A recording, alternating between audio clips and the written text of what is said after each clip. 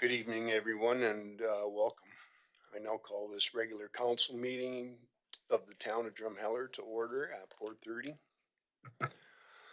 Uh, I'd like to remind everyone that this meeting is being live streamed to the public and recorded in accordance with the council procedural bylaws. And I guess I'll start off with announcements. I'll take the first one is our Gordon Taylor Bridge opening. On Friday, the Gordon Taylor Bridge Rehabilitation Project officially reopened to 2 lanes of traffic, marking the end of more than 2 years of alternating single lane access. Council would like to recognize the many partners who made this project possible and the advocacy of the 2021 to 2025 Council, the support of MLA Nate Horner, the staff at Alberta Transportation, and the work of Everest Construction, ACOM, TDM Engineering, and our infrastructure team and communications staff. We also extend our appreciation to the crews who completed the work. Many workers were locally hired, and the project supported local businesses and suppliers, particularly in community events, and contributed to local teams whenever possible. Thank you to our residents for your patience throughout this project, and to our visitors for enduring long waits to experience everything the Valley has to offer. Thank you, Tony. Just of note, I had the honor of bringing greetings from the town of Drumheller to the November 11th Remembrance Day ceremonies put on by the Legion at the Badlands Community Facility. It's quite an honor, standing room only, and it's great to see that support for not only those who have passed, but also veterans in our community.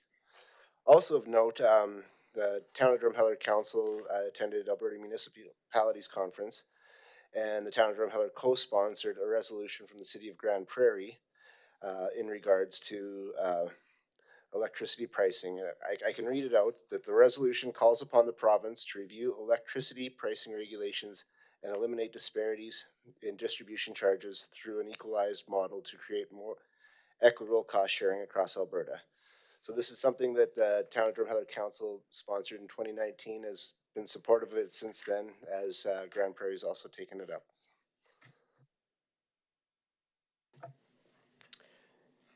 And the last Hal, Matthew Todd Poprosky of Starland Studios and Wildlife Wranglers is hosting a red carpet premiere of the new film, The Last Howl, at the Napier Theatre on November 22nd at 6 p.m. Then after the premiere, there's going to be an after party at the Yavis Prop Room Lounge.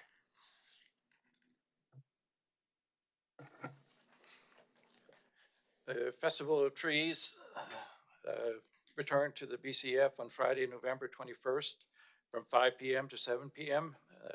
This evening includes a performance by Tricia Hatch, Dancer Group, and the DVSS String Band, kids activities hosted by FCSS in a meeting room, treats for all attended. A special call to the North Pole was made, and Santa Claus is coming to town. Local businesses, organizations, and sports teams coming together to decorate trees in our facilities to bring holiday magic to the valley. So, council is in the process of doing budget deliberations for the capital, operating, utility budgets. Administration will present the proposed budgets to council November 25th and 26th. These meetings are open to the public and they won't be live streamed. So residents are welcome to attend in person and review the minutes once posted on our website. And again, this is probably the most important thing that council does is budget, and these are open to the public. So people should take advantage of this opportunity. I'd also like to mention that the seniors Christmas dinner is going to be held on Thursday, December 11th at the BCF. This is where we have students from all of the schools in the valley hosting a free turkey dinner for all seniors, but you must sign up, and spaces are going quite quickly actually. So if you phone Karen at the town at 823-1317 to reserve a spot.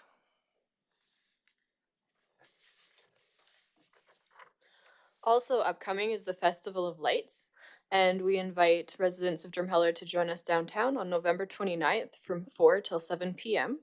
for the festival. This beloved community event brings together local businesses, organizations, and volunteers to celebrate the season, including the lighting of the downtown Christmas tree. The full event itinerary is available at drumhellerfestivaloflights.com. And also in the festive spirit, the Atlas Coal Mine and the East Cooley School Museum are hosting Christmas in the Cooley on December 5th and 6th, and then the following weekend, the 12th and the 13th. And everyone is welcome to join in the festivities. This is a great family event, and 40,000 lights are strung at the Atlas Coal Mine site. Tickets are available online, or you can come in person and get your tickets there. Thank you. So we're coming to the busy holiday season there, so we got lots of things going on in the valley here. All right, so we're gonna have an adoption of the agenda. Are there any additions or amendments to tonight's agenda? Nothing. Tom, Councillor Zritsky. Sorry. I move the council adopts the agenda for the November 18th, 2025 regular council meeting as presented. Wait a second. Councillor Miller. All right. What do we do? What's that? Okay, we're gonna have a vote on that. All in favor?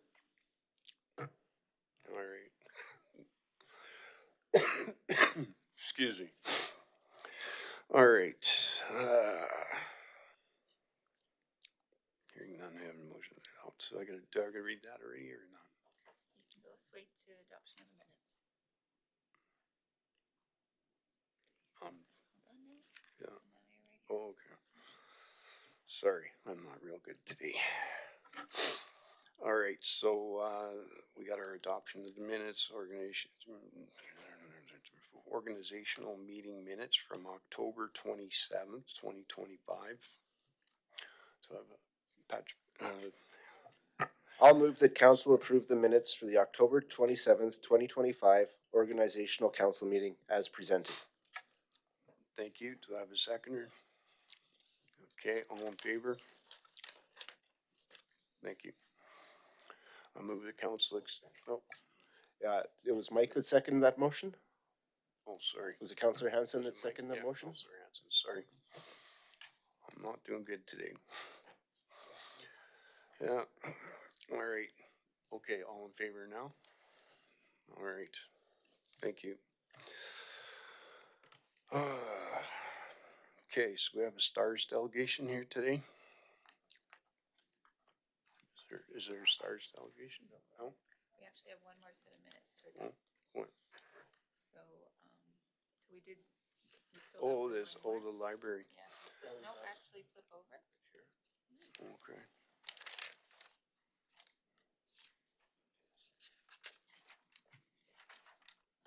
So regular council meeting. Yeah.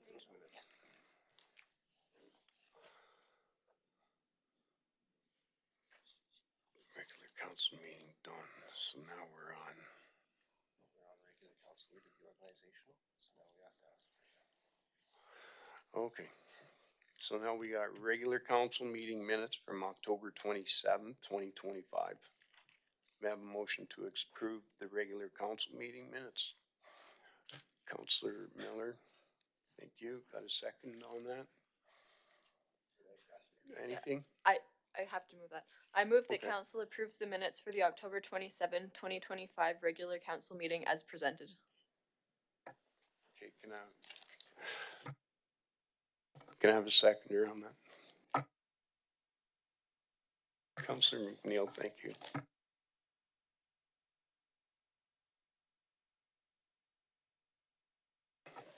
All right, all in favor? Thank you. Carried. All right. Council boards and committees, the Drumheller and District Solid Waste Management Association. May I have a motion that council accepts the minutes for the Drumheller and District Solid Waste Management Association? Councillor Kalafa. I move the council accept the Drumheller and District Solid Waste Management Association meeting minutes from October 16th, 2025 regular meeting as presented. Thank you, Councillor Kalafa. Can I have a seconder? Thank you, Councillor Hardy. Thank you. All in favor? Okay, thank you. Carried. Okay, Drumheller Public Library Board. May I have a motion that council accepts the minutes from the Drumheller Public Library Board? Councillor McNeil. I move that council accepts the Drumheller Public Library Board meeting minutes for September 10th, 2025, regular meeting, and the September 17th, 2025, special meeting as information. Thank you. Can I have a seconder? Councillor Hanson. Thank you. All in favor? Okay. Thank you. Ms. Carried. All right, so now we're up to a stars delegation. Do we have anyone here? Yes, Your Worship. I'd like to introduce our STELS delegation here today. So pursuant to our council procedural bylaw, we do have a request from STARS to come and appear before council to share some information. So with that, I will ask our alleged services coordinator to pull up our virtual delegation, Ms. Jackie Seeley. Good evening. Can everybody hear me? Yes, we can. Yes, that's excellent. Okay, first and foremost, good evening, Mayor and Council. Congratulations on being elected. I'm Jackie Seeley. I actually live and work remotely from the town of Bassano. Tonight is a freezing rain warning throughout the area. Of course, you have probably heard. And so I thank administration for giving me the option to attend online for this presentation. One of our core values at STARS is safety, so I greatly appreciate that. And hopefully next year we can be in person again as usual. All right, do you have the presentation up, Angela? I'm sorry, I just asked for one more minute. Thank you. Okay.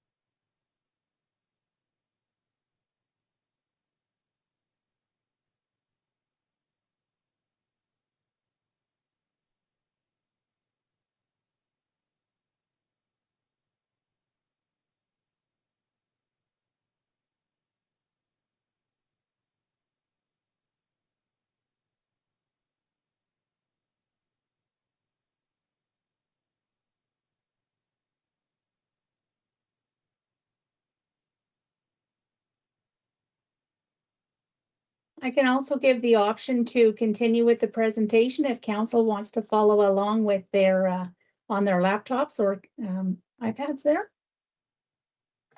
The presentation is up now. Thank you very much for your patience. It is? Well, thank you very much for the accommodation.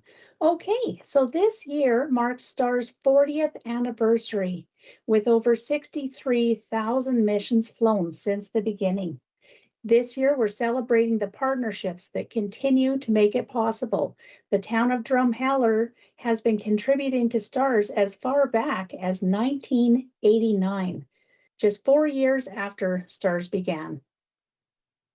Sadly, STARS founder Dr. Powell did pass away at the end of April this year, but we're ever committed to continuing his legacy of providing the highest level of critical care available. Next slide, please. Just a little bit of background for those who may not know how STARS began. Basically, a pregnant woman died from blood loss, leaving a father alone to raise their newborn. And it was at that time that Dr. Powell said, enough was enough. Too many people were dying in Alberta, especially in our rural areas. Something had to be done. So that's when they got STARS literally off the ground. Next slide, please. We do have a new CEO at STARS, and it is Dr. John Froh. John has been our Chief Medical Director since 2012 and took the helm at STARS in early 2025. We're very thankful for his leadership as we continue to innovate to provide the highest level of critical care. Next slide, please. In the beginning, STARS was actually called Lions Air Ambulance, and that's because we did receive a lot of our core funding from the Lions International and from groups around Calgary. To this day, there are many Lions clubs that still continue to support STARS. The middle photograph on the right will show you our BK-117 helicopter that served us very well for 37 years. In 2021, we began phasing in a fleet of 10 H-145 helicopters. So basically, this is the newer version of the BK-117. Next slide, please. Pardon me. Yeah, the newer version of the BK-117, and it is basically Bluetooth integrated with Wi-Fi and satellite connectivity. So it's very sophisticated and high tech. And yeah, with our first mission being flown in 1985 for Kelly Waldron. If you would mind going back one slide, I'm just a little bit off kilter here with not seeing the screen on my side. Yeah, actually, our first mission in 1985 was flown for patient Kelly Waldron in Lethbridge. So Kelly is down in Lethbridge, lives there, has a business there, has raised her family there, her 2 young daughters. And so, you know, that just speaks to the fact of the ripple effect of a life saved, the different outcomes that happen in communities, you know, due to the success rate that we've had with STARS providing critical care when people need it most. Next slide, please. And then we'll move on to the next slide where we're inside the helicopter. So our helicopters are an airborne intensive care unit. We have a lot of medical equipment on board. Basically, a picture is worth 1,000 words. Our air medical crew is, barring none, world-class crew. Next slide, please. So we should be on the slide with the 2 helicopters on the left. And this speaks to the fact that our helicopters and our air medical crew cross borders. So we serve from our 6 bases in Western Canada. We go as far into, like, say, Cranbrook, BC, into the East Kootenay area, and also way up into Northern Alberta, and then across Western Canada, all throughout Manitoba. We're thankful for the partnership that we have with many of our chain of survival partners, especially your fire department. They assist with the safe landing of the helicopter and keeping everyone safe that's involved. STARS does have night vision goggle capability. So with 50% of our calls being at night, this is essential. Next slide, please.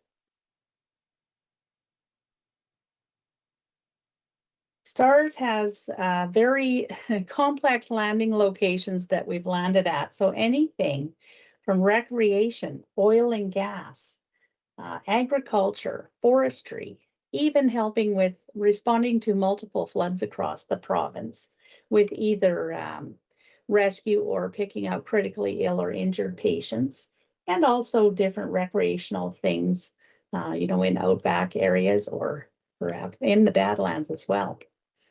Next slide, please. Other partners in the chain of survival are our EMS and also Alberta Health Services fixed wing. In many cases, the patient is taken by STARS and then also flown by Alberta Health Services fixed wing, where our STARS crew may also attend by fixed wing. Next slide, please. These are the types of incidents that STARS responds to the most, and cardiac has now taken first, the overall number of missions with 21% of missions. After that, it is vehicle incidents, and then a little bit of a mix of everything else. This is, pardon me, next slide, please. We do have a world-class crew, so we do attend the annual Air Medical Transport Conference, where one team of 2 from STARS competes at this conference in a simulation competition. So in the 23 years that STARS has been competing, we have always been within the top 3. On the screen here, we have our 2 times international champions. And just recently, we learned that, again, STARS took first place this year with our team down in Omaha. So your residents are receiving the highest level of care available worldwide.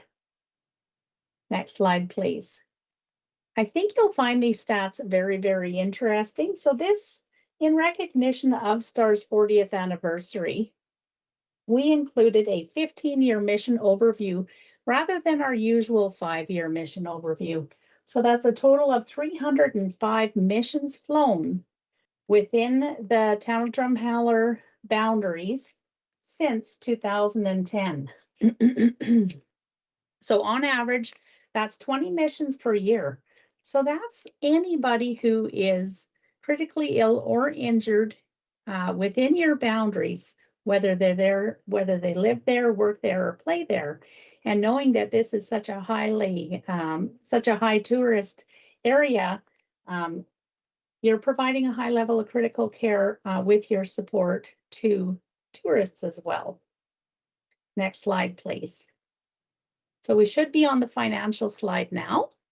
So just to speak a little bit to where our funding comes from, we do have a service agreement with Alberta Health Services, our largest funder, and that is at $15 million per year in block funding. So that's no matter how many missions we fly, that is our funding. I think there's another 8 years left with that agreement. And after that, we still must fundraise 59% of our operating costs. So thankfully, the STARS Lottery is our biggest fundraiser still, bringing in $11 million. And after that, it's business, corporate, individual donations, community-driven fundraisers like the Old Grouches Jamboree that happens there in Drumheller. I've enjoyed attending that a couple of times. And also our municipal initiative. Next slide. So we should be on, see a map of Alberta and Northeast BC. And this basically reflects the different levels of municipal support that we have across Alberta and Northeast BC. So just to overview it a little bit here is in the light gray, those are our areas that are under the $2 per capita mark. Then in the navy blue, the sea of blue across the map, those are our regional leaders, and that is anyone, municipality that is contributing $2 per capita, anywhere up to $90 per capita. Our provincial leaders are shown in blue and also featured here with their logos this year, in recognition for our 40th anniversary, contributing at a much higher rate of support, anywhere, from $100,000 and up per year. And many have received logo recognition on our helicopters, one or more of our helicopters, as a thank you. The areas outlined in red show our full regional partnerships where the county or MD in partnership with towns and villages are all supporting. And the first regional partnership for Southern Alberta is actually Wheatland County. So we're quite proud to have that here in Southern Alberta. One of our regional leaders, provincial leaders is also Rocky View County, shown in the green that goes around Calgary there. So it really is this united effort of all of us contributing and working together to secure a robust health and safety network for all of us. Next slide, please. So I want to thank the town of Drumheller for your continued support. Right now, we're at the $10,000 fixed rate that expires in 2025. And we would like to, because you're such a small but mighty community, we would like to see you bumped up as a regional leader, being that you're like self-contained in your area. It is a fairly busy area as well. So we'd appreciate your consideration to bump up to 16,000 fixed rate per year on a 4-year pledge. You do have access 24/7 through STARS, and we also provide the virtual care to your hospital. So with that, a life is saved every day, and your partnership continues to make it possible. Thank you so much.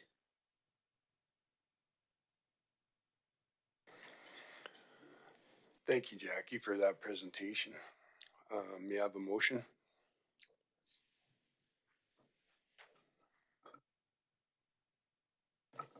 Councillor Zaritsky.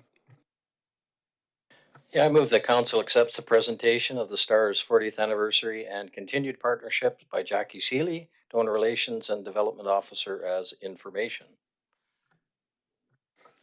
Can I have a seconder? Councillor Hanson. Thank you. All in favor? Oh, you want to do some discussion? All right, we'll have discussion on it. Okay, Councillor Zaritsky. Yeah, thank you very much for the presentation. Just one of the things that I tell people in Drumheller, people are looking to move to Drumheller or whatever, and I say, you know, we are within 20 minutes of the best medical facility in the world, which is basically Foothills Hospital, because of STARS. So it is a real bonus to have the organization that you have helping out our community. That being said, a couple of comments, a couple of questions. Firstly, considering that STARS is basically the ambulance for a lot of rural areas, I guess I'm wondering why the provincial government doesn't completely fund STARS like they do all other ambulances. I mean, if you live in Calgary and you have an ambulance that takes you to the hospital, that's funded. That's funded by the province. You live in Drumheller and you have to have the STARS ambulance take you to the hospital, then there has to be fundraising. And so I'm just wondering how that lobbying is going, or should we as municipalities in rural areas start advocating and lobbying in that direction? Thank you very much for your question. So the Alberta Health Services does fund ambulance, but with STARS being its own charitable organization, we're the only level of critical care, by ambulance that's available. So with that, we have a very, unique model and sophisticated model that our crews require extensive training to be critical care experts. We also have an emergency link center in Calgary. That's our dispatch center. That's a very high-tech, facility as well. So to be able to dispatch and see where everyone is, like not only do we dispatch our STARS assets, we also coordinate other types of transport. So there's a lot of things behind the scenes that this funding goes toward to create that sustainability, whether it be with the training of our crews, having our emergency link center, and also the expensive medical equipment that you see on board. So, you know, the contribution goes toward those type of things. Yeah, thank you.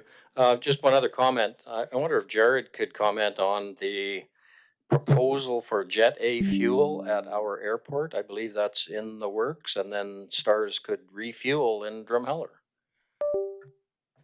Through the chair to Councilor Zwisky, yes, our airport is looking to bringing Jet A on board within the next probably month and a half. So we will have Jet A fuel available at our airport starting in the new year. Wow, that is excellent. Having those fuel caches around, like we have over 59 fuel caches across Western Canada, and certainly having the option to have fuel there is highly valuable. You know, should we have a mission, we do fly a number of missions into special areas as well. So having the opportunity to have fuel there is excellent. So thank you.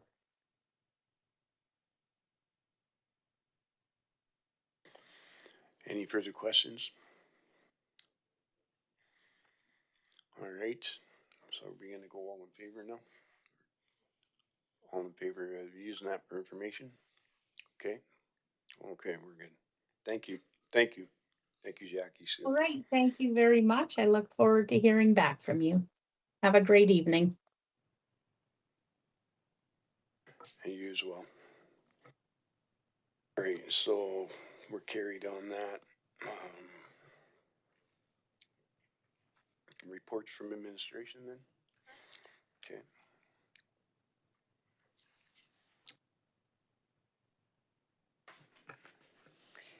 Thank you, Your Worship. Our first item from the CAO office is 7.1.1 Drumheller Standing Committee on Health. So following our organizational meeting on October 27th, a council member inquired about the status of the Drumheller Standing Committee on Health and the town of Drumheller's involvement with this volunteer-based organization. So, good.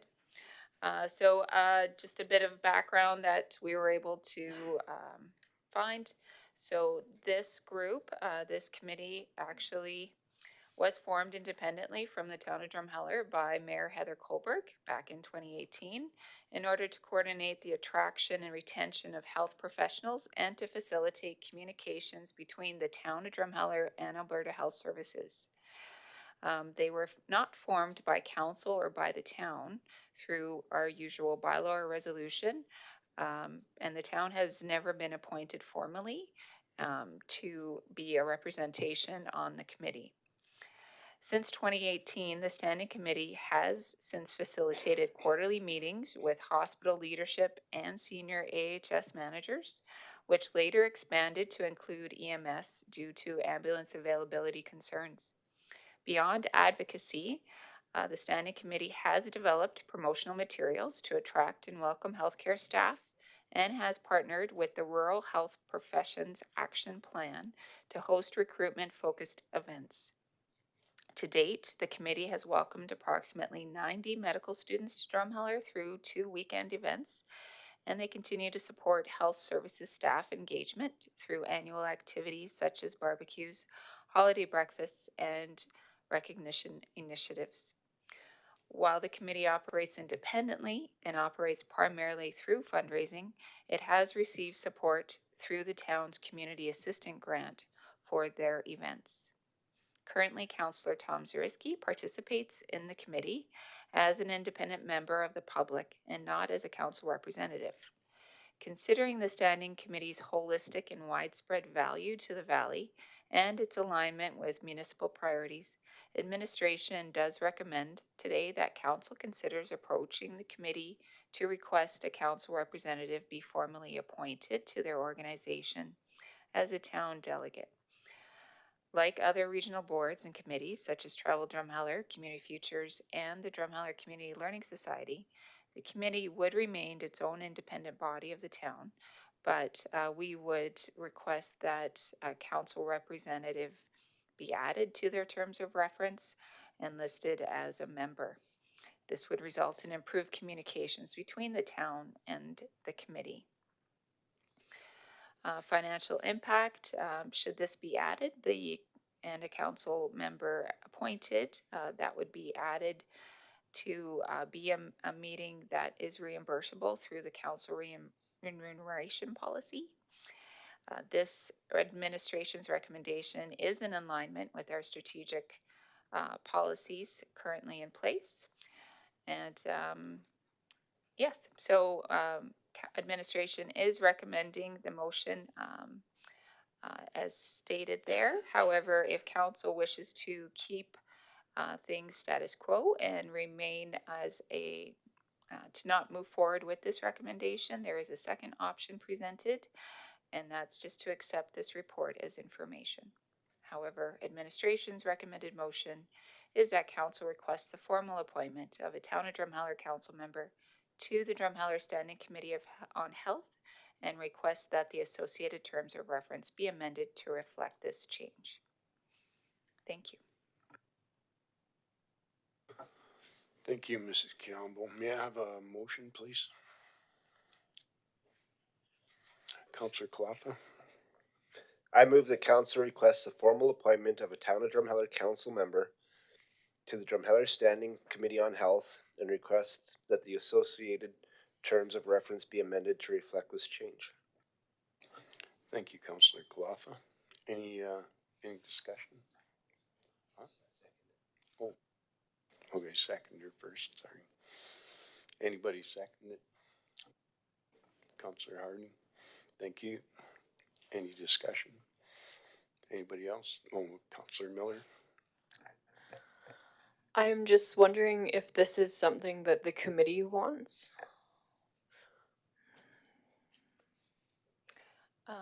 Thank you, Councillor Miller.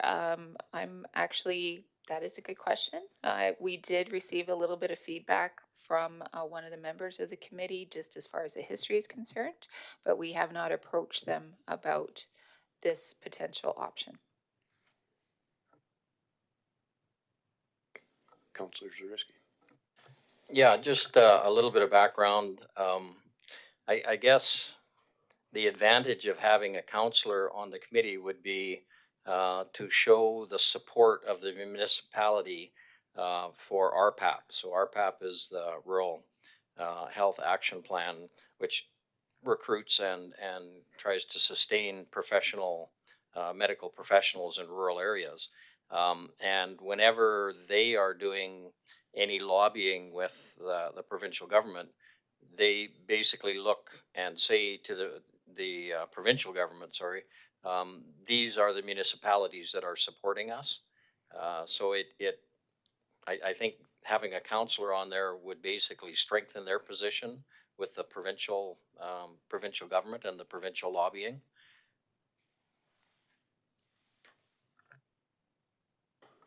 Councillor Claffa. Through the chair, I understand Councillor Zarisky also sits on the Health Foundation. Is there overlap between the organizations at all, or opportunities for partnership? Yeah, I guess yes and no. I mean, the Health Foundation supports the hospital, and their primary interest is basically equipment. Now, with the new nursing initiative of training nurses locally and the sim lab, that is probably a very good overlap with the Standing Committee on Health. And the Standing Committee on Health is involved and actively fundraising for that initiative. So that's where the overlap be. Usually the Health Foundation would not really have much overlap, but in this situation, it actually does right now, yeah. Thank you.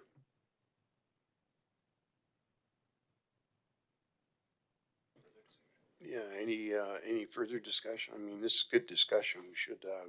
We should talk to them before, sticking our nose in there, I guess, but that would be something to table it. Okay, Councillor Clough. Well, just, I don't think we're demanding to be joining, we're just sending them a letter that would just requesting it, so. All right, well, all in favor of that? Okay, motion's carried. Okay, so now we'll move on to 7.1.2, revision of the 2025-26 council board and committee appointments. Thank you, Your Worship. In accordance with the council procedure bylaw 33.25, council approved the 25-26 schedule of council board and committee appointments at our October 27th organizational meeting. However, since this resolution has passed, there have been some changes to the appointment schedule that have been identified by council and administration. The changes recommended are highlighted in attachment A. Specifically, they are to request a change, actually first to add an additional council representative to our Family and Community Support Services Committee, or FCSS. We currently have 2 councillors appointed and we require 3. Administration has added Mr. Mike Hansen to that list. However, that is up for debate by council. We did that just given the current makeup and numbers across the board for equalized representation. Our second request is a replacement of Councillor Kalafa with Mayor Miglitz on the Municipal Planning Commission. As well, currently our Drumheller Public Library Board allows for 1 or 2 council representatives as per their terms of reference in our bylaw, bylaw number 18.09. And we would like to reduce that down from 2 to 1. Therefore, Councillor Kalafa would be stepping down from that board. The financial impact of these changes are pretty much nil. They all remain to be appointed positions, all covered through per diems through our council remuneration policy. And the proposed schedule is aligned with our strategic policy as we continue to ensure transparent and accountable representation of council on boards and committees throughout the community. Once the decision is made by council here today, we will notify the appropriate administrations of these boards and committees to reflect those changes. So council's recommended motion is that council adopts the revised 25-26 schedule of council board and committee appointments as presented and appoints members of council to their respective board or committees as listed therein. Thank you. Thank you, Mrs. Kiambao. May I have a motion, please? Councillor Miller, or McNeil, please. Go ahead. Thank you. I move that council adopts the 25-26 schedule of council board and committee appointments as presented and appoints members of council to their respective board or committee as listed. Thank you, Councillor McNeil. Can I have a seconder? Councillor Miller, thank you. Any questions from council on that? We're all good? Okay. Any further discussion? Nothing? All right. All in favor? Aye. Okay. Okay. We'll now move on to item 7.1.3, retroactive application of per diems. Thank you, Your Worship. So the council remuneration policy LS-C-03 came into effect on October 27th with the intention that the policy would align with the inauguration of the 2025-2029 council term. However, due to recent changes to the MGA, specifically sections 201.1, council is required to attend orientation training prior to the inaugural organizational meeting that was held on October 27th. Additionally, as the majority of council members are completing their first term of office, additional orientation sessions have been required. Our policy does not provide for additional per diems or training and conference funds for election years in which additional training is required. However, pursuant to section 5.5C in our policy, the mayor and council are responsible for approving additional per diem expenses when required. Considering the additional workload associated with orientation and strategic planning, administration is recommending that council approve the additional per diem expenses for the following sessions. On October 23rd, we held a town orientation training session. On the 25th, council attended a full day Municipalities 101 course put on through the Elected Officials Education Program. As well, on November 5th and November 6th, we had 2 full days of strategic planning facilitated by an external representative. The per diems and allowances maximums that correspond to each year of a council 4-year term, there are maximums. Therefore, the year 1 term for 2025 to 2026 starts on October 27th to the next organizational meeting in 26. There are 2 types of per diems that council is eligible for. It's the meeting per diems and the conference per diems. Neither one of these categories would typically allow for these above sessions. So that section 5.5C of the policy is intended to allow for these types of additional circumstances that fall outside or exceed the anticipated activities of council. Administration believes that the above sessions do fall outside of this intent of the policy and is therefore recommending that council be compensated at the rates established in the per diem policy. The financial impact of this decision, so this 4 days of additional training for 7 members of council equates to a total value of $7,840. This equates to approximately $1,120 per member of council in reimbursements. These per diems would be funded from the 2025 council operating budget. This recommendation is in line with our current policies at the municipality. And as this is an administrative change on the communication side, this information is being circulated here today and in the minutes following this meeting. So our recommended motion for council today is that council approves the payment of $1,120 in per diems to each member of council over and above their year 1 term maximum allocations to compensate them for their participation in post-election orientation and planning sessions to be funded from the 2025 operating budget. This is also under the council options that are presented. This is option 1. Option 2 is if council wishes to approve the compensation for these trainings, but to keep it within the maximum allocations for year 1.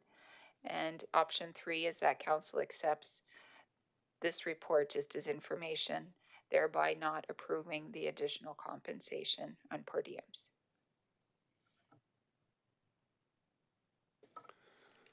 Thank you, Mrs. Kiambaum. May I have a motion, please? Councillor Zaritsky. Yeah, I move that council approves the payment of $1,120 in per diems to each member of council over and above their 1-year term maximum allocations to compensate them for their participation in post-election orientation and planning sessions to be funded from the 2025 operating budget. Can I have a seconder, please? Thank you. Councillor Hanson. Thank you. Any questions from council? Councillor Zaritsky. Yeah, I'm wondering if it should be amended to say something like approves the payment of a maximum of $1,120. And what I'm getting at is that I was not able to participate in a half a day of the strategic planning. So I just participated in 1.5 days. So take off a half a day per diem, for me. Like everybody else, I think participated in everything, but, so I'm just wondering if that should be an amendment there.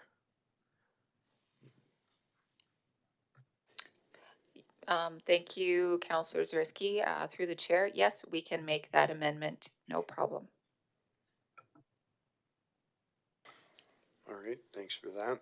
Anything else? Anybody, Councillor Kalapa?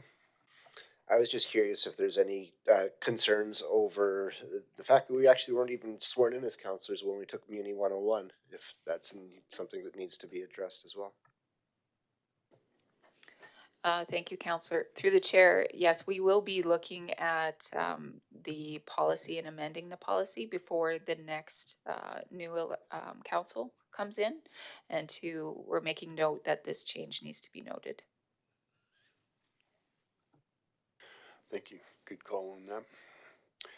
All right, all in favor? Okay, motion carried.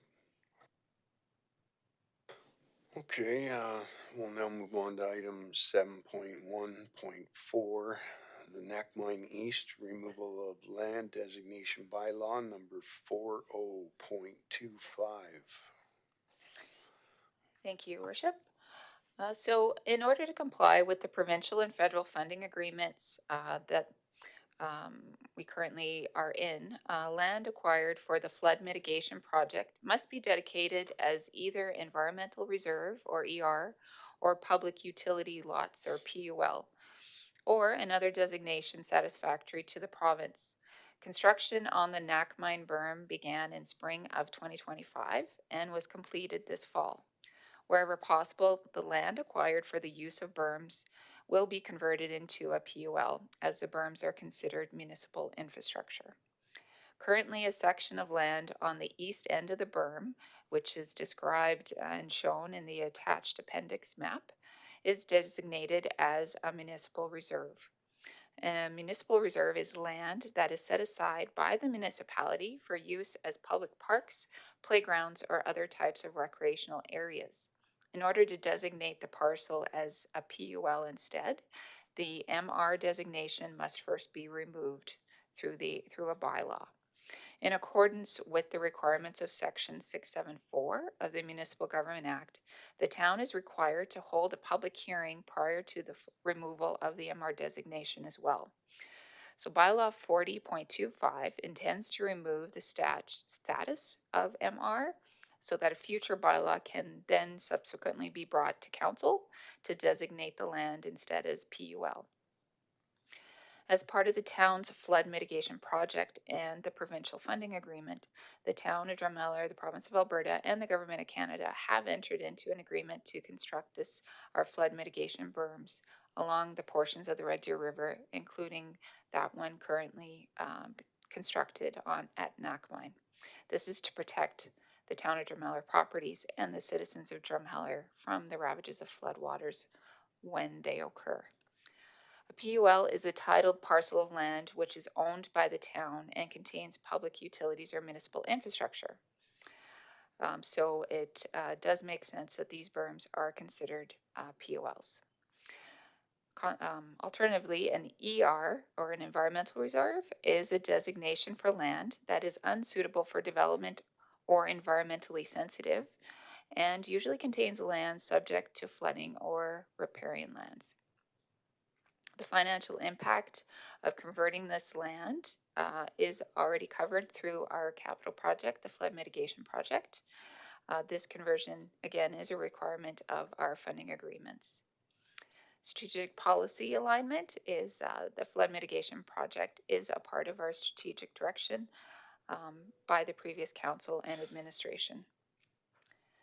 Communication strategy. Notice of this proposed land redesignation and the public hearing dates will be advertised in our newspapers on the Drumheller Mail for 2 editions, as well the Town of Drumheller website on our online calendar.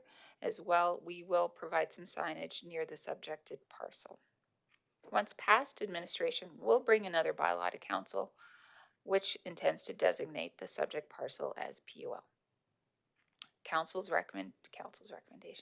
Administration's recommendation is that council gives first reading to Mine East removal of land designation bylaw number 40.25 as presented and sets the public hearing date for December 16th, 2025.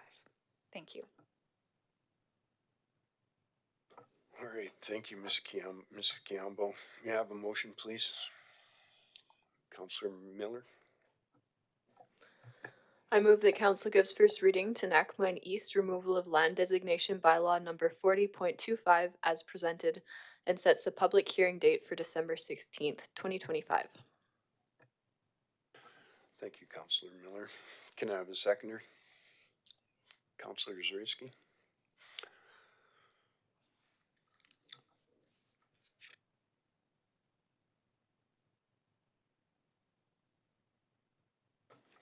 Any other discussion there? Any other questions? No? Hearing none, I'll call the vote. All in favor? Okay, carried. All right. We'll now move on to item 7.2.1, flood mitigation program update. Oh, there we are.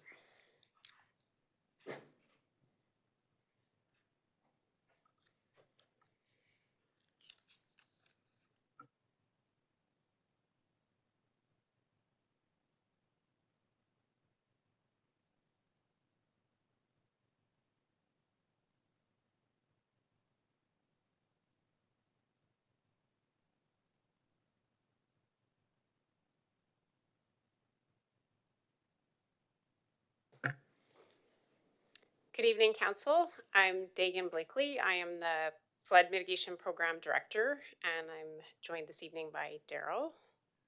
Good evening, Councilor and Mayor. I am Daryl Drumheller. I am the Flood Mitigation Project Officer. This evening, we're going to provide a bit of background on the Flood Mitigation Program, as well as an update as to the current status.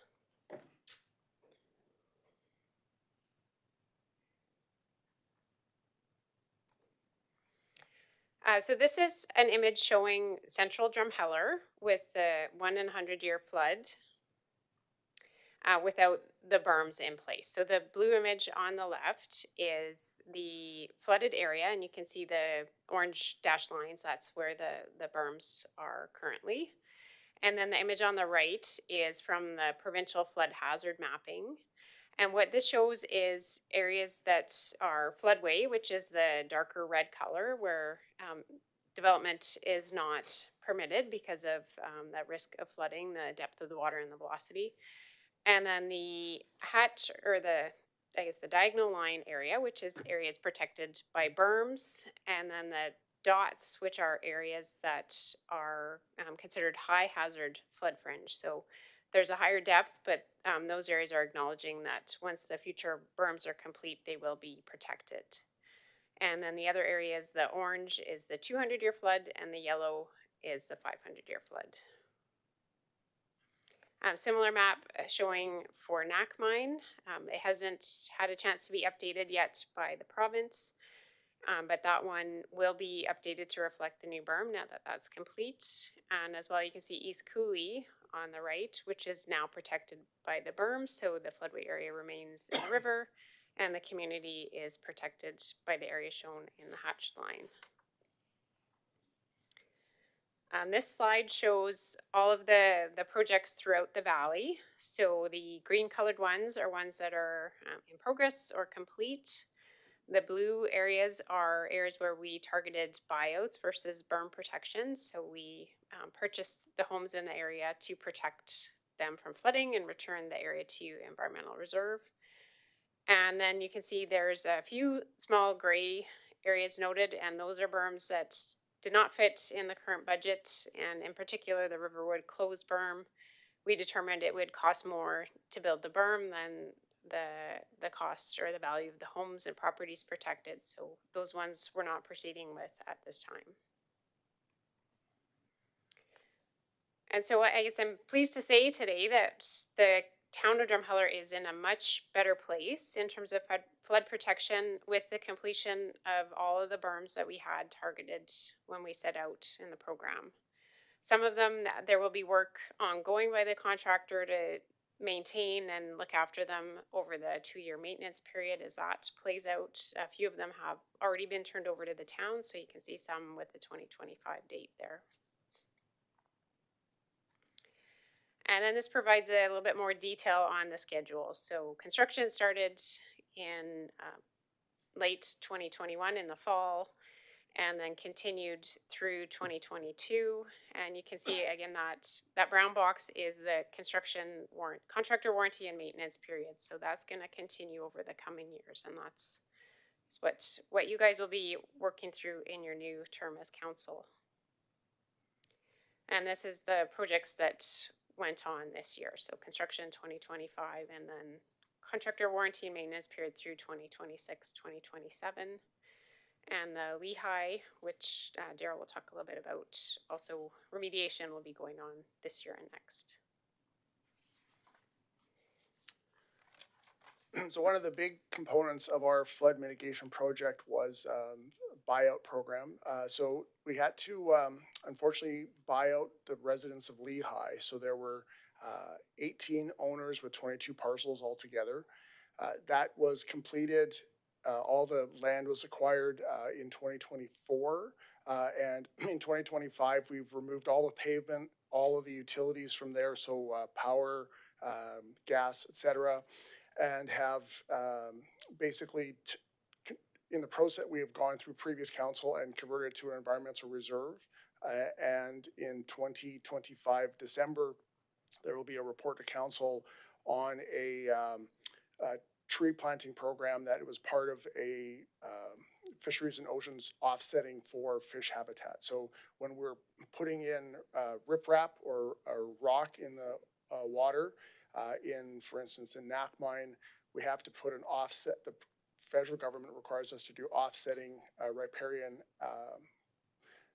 tree planting or other things that allow the offset for the destroyed habitat that we've done with rock placement.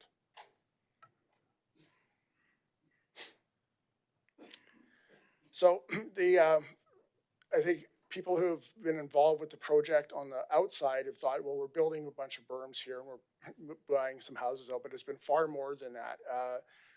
Some of the things that we've done, and this is certainly not an exhaustive list, is we've had to create a flood emergency response manual and it's actually a requirement by the provincial government to provide this on an annual update. We've done 2 or 3 land use bylaw updates, including a substantial one in 2020, as well as a municipal development plan update. We've done 2 substantial ones to that. 19 road closure bylaws, 29 land redesignation bylaws, of which one, that's so far, of which one that Esther talked about earlier in Nakmine is some of the additional ones we have. I think there's about another 10 or 12 to do. 8 administrative bylaws for borrowing, land acquisition, etc. Plus there's an urban forestry plan and tree planting schedule. So where the original agreement with the federal government was a 6-to-1 tree replacement schedule for every tree that was removed.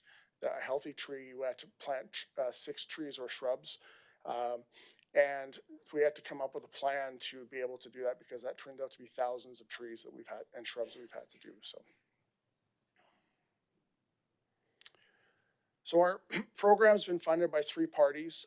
The federal government through the Disaster Mitigation Adaptation Fund. It's a federal fund to try to prevent disasters. Provincial funding, as well as the town contribution. So the original program budget was $53.4 million through the DMAF, Alberta Community Resilience, and provincial land buyouts, in addition to the town committed funding. Of course, we all know what happened with COVID. Costs had gone up substantially. So in 2023, we went back to the province and requested more funding to be able to complete the work. And we received an additional $30 million roughly from the provincial government to be able to complete all of the work that we've got.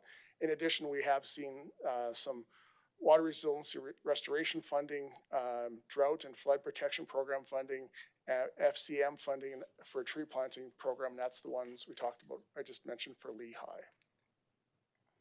So our total budget's 84.45 million. Excuse me.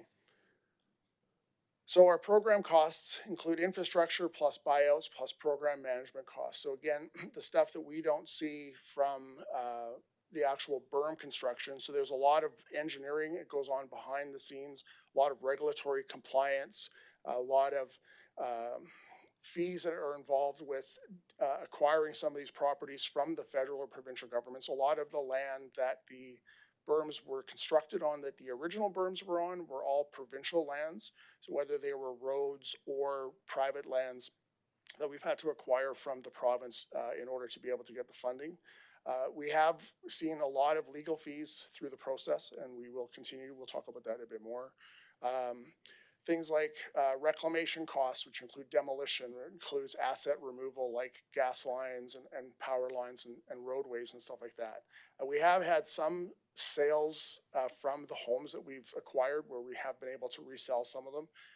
The difficult part is it's the cost of moving the house, whether it's across the street or across the valley or across the province, that really dictates the value of those homes. So, where you think you can get $100,000 for a building, the problem is that it's $80,000 to move it. And so then that just lowers the value that someone's willing to pay for it. But we have been able to sell all of the homes that, and some garages that we have acquired that were saleable.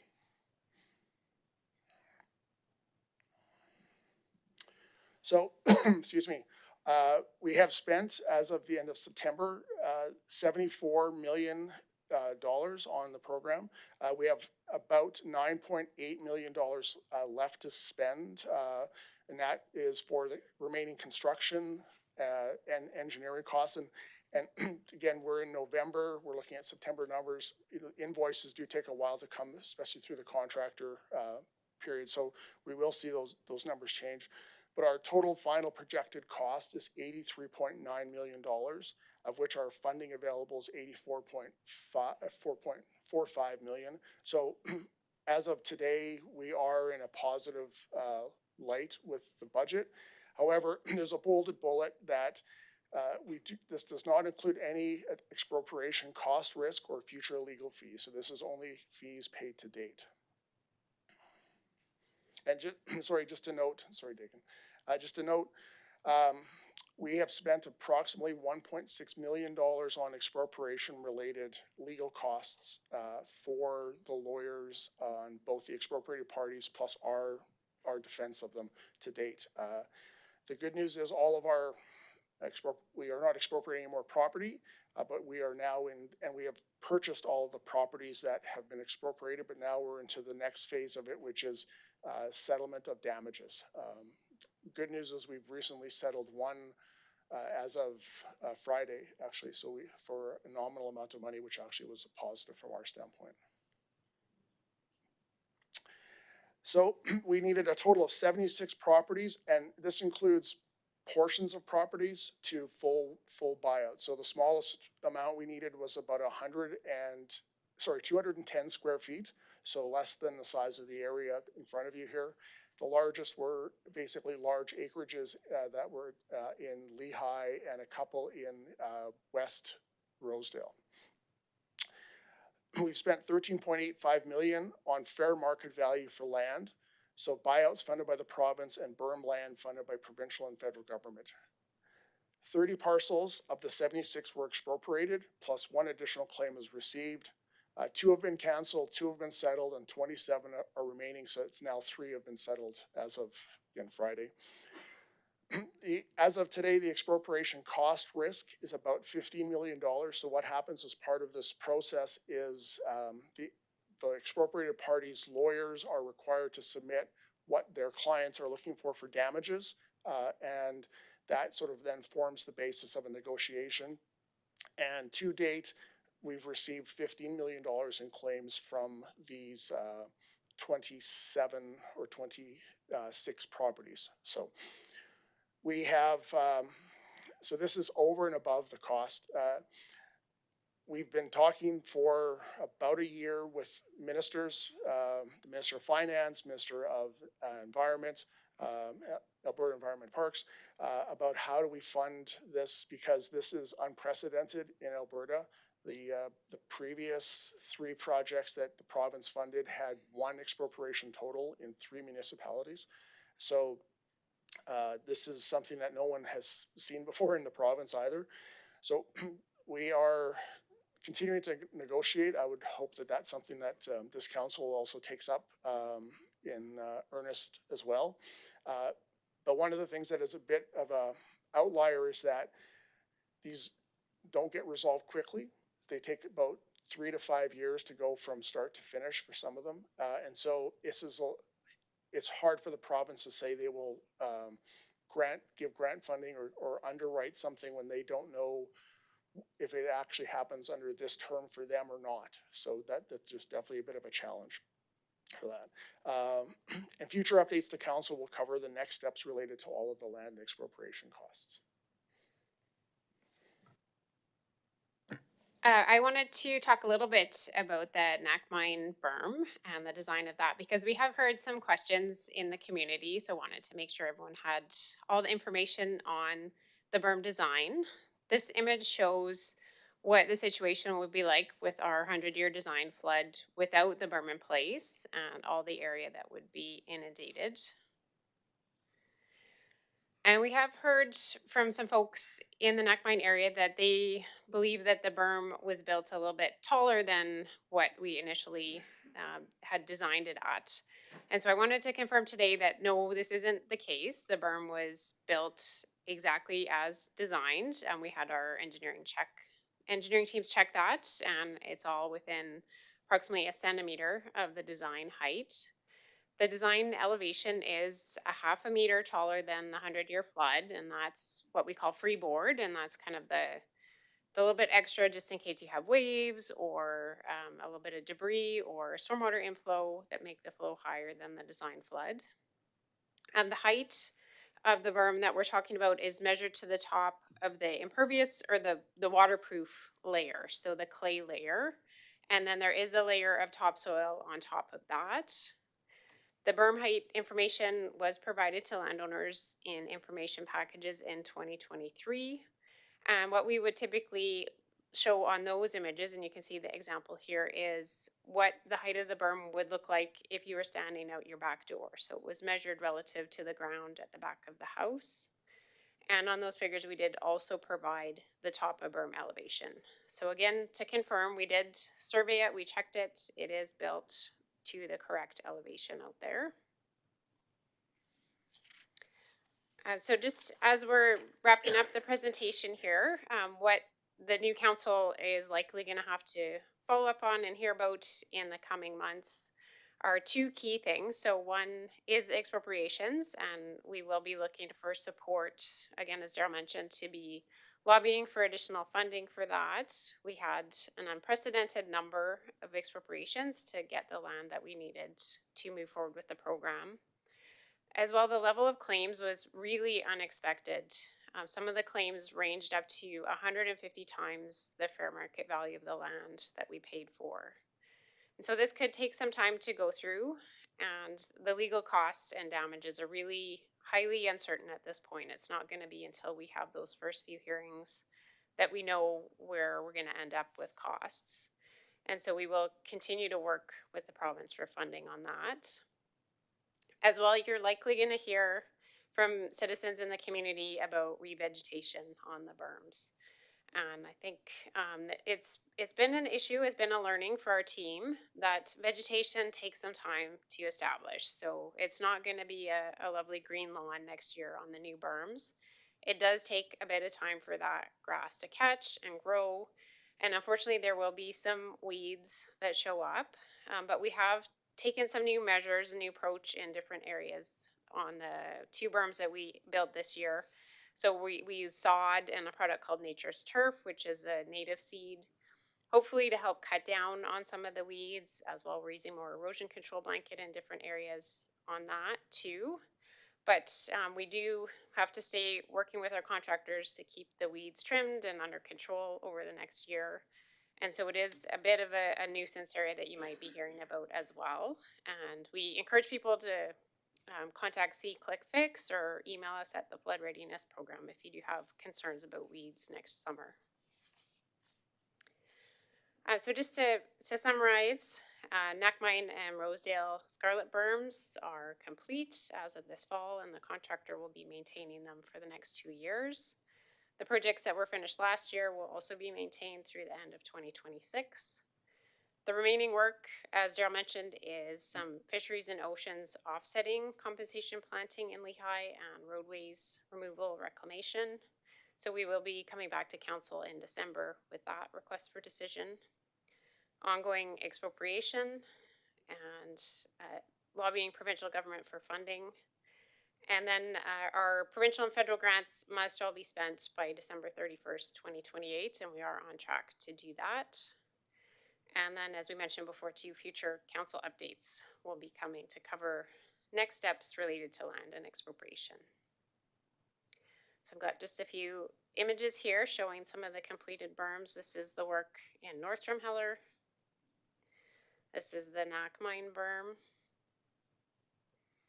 And some pictures from the Rosedale berm from the walkthrough that happened last week.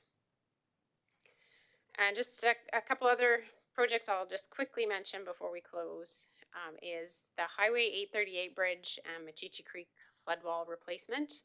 So this project is not funded by the flood program, but we're helping the province out with managing it. So it's owned and funded by Alberta Transportation. And both of the pieces of infrastructure, the bridge and the flood wall, have reached the end of their lives and need to be replaced. And so the design for that is underway. And this is a key piece of infrastructure that's required to complete the North Drumheller flood protection, the flood wall replacement or improvements there. And then in conjunction, the Highway 838 bridge will be replaced at the same time. So the target is to complete design in spring 2026, have a public open house around that. And then we're not certain right now when construction will proceed, but it will be sometime in Alberta Transportation's next 7-year budget cycle, which is 2027 at the earliest.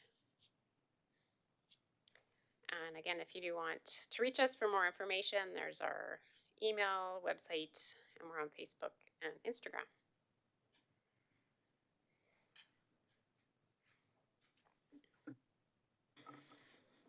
That's it. Thank you. Thank you, Mr. Dromerski and Mrs. Blakely. May I have a motion, please?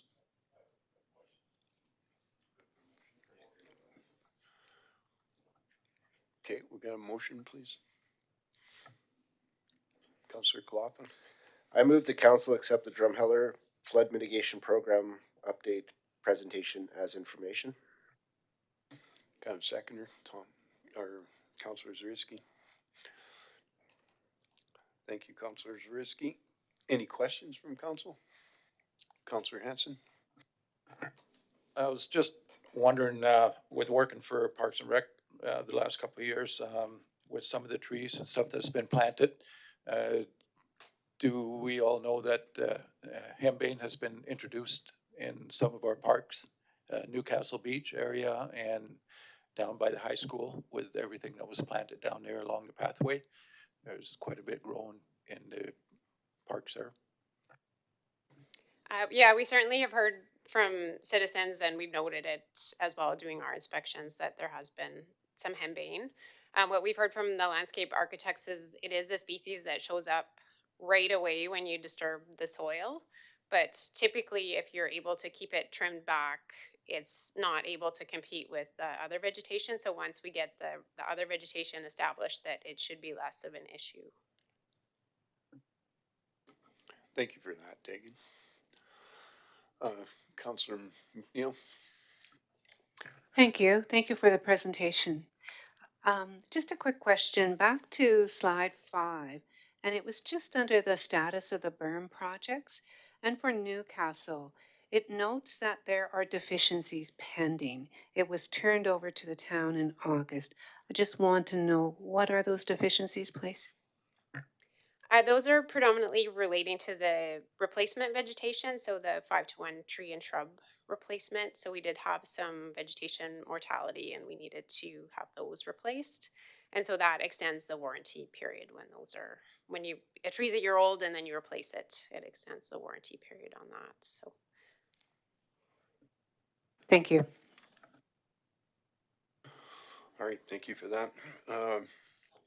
Any further discussion? Oh, Councillor Zaritsky. A few comments.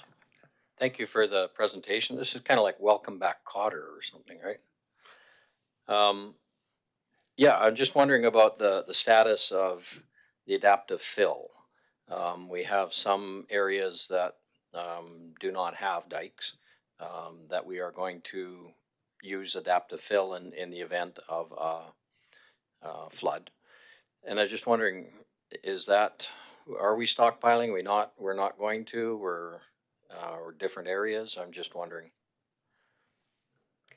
So as part of the construction for Newcastle and Midland, the contractor excavated a cutoff trench, and the material from that cutoff trench has been stockpiled locally in Midland and Newcastle. Our team is working on surveys to check if that volume would be sufficient to meet the requirements for the adaptive fill to avoid additional cost of trucking in new material. So that is something that is a bit of a work in progress, but it's still on our minds and it's still part of the flood emergency response manual work as well that Daryl mentioned. If you want to add anything. I think, as Dagan mentioned, so in Newcastle, for instance, there's a large hump that was placed by the contractor at the west end of the park, the off-leash dog park there. And that's the material that Dagan's talking about. So we're just determining the quality of it, as well as we've determined the quantity of it to see if it's sufficient to fill in the area along the low part of or the unprotected area of Newcastle. And there's a similar area just in the northwest corner by the 25th Street and the railway bridge in Midland. So it's the same idea. We're just looking at the quality of the material, because you can't have silts and organic materials to be able to protect it in the event of a flood emergency. So we're just doing that. So we should probably have an answer on that by after Christmas. So. Yeah, a couple of other questions. So once the dikes are all finished, what percentage of the valley then would be now protected? So we would say it's now 85% with all the dikes, and then if you add the adaptive fill, that would bring it up to 95%, or any idea?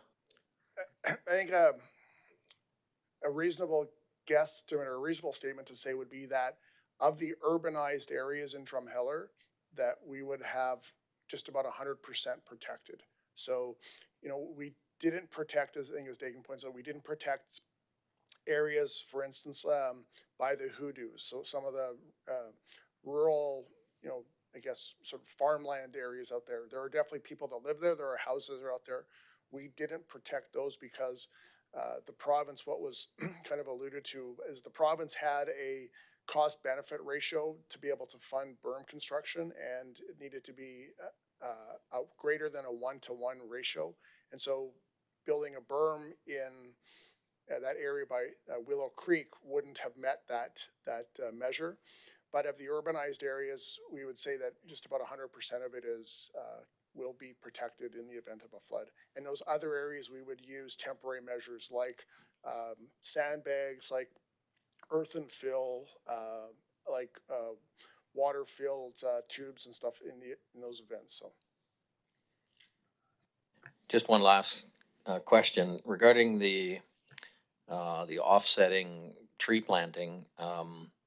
We've got a fair amount of money. That isn't all going to be just planted in Lehigh, is it? There's going to be the availability of some of these trees to be planted other places? So we did receive some grant funding from Federation of Canadian Municipalities, close to $1 million, which is really great. So that covers work that right from the time that we applied for the grant in October 2024. So it includes the Knockmine berm and Rosedale berm plantings. You've seen those around the community. I was out for a drive today and I did note that there has been some new trees planted along rails to trails and various other smaller community areas. So it's a dispersed planting. And so there will be lots of different trees planted. The big project is really in Lehigh to make up for the riparian vegetation that was removed for the berms. But there will be definitely opportunities for plantings other locations in town. I think to add to that, one of the challenges about planting trees, onesies, twosies kind of thing, plant a tree in Newcastle, plant a tree in Midland, is that the cost to maintain that tree gets factored into the installer's price.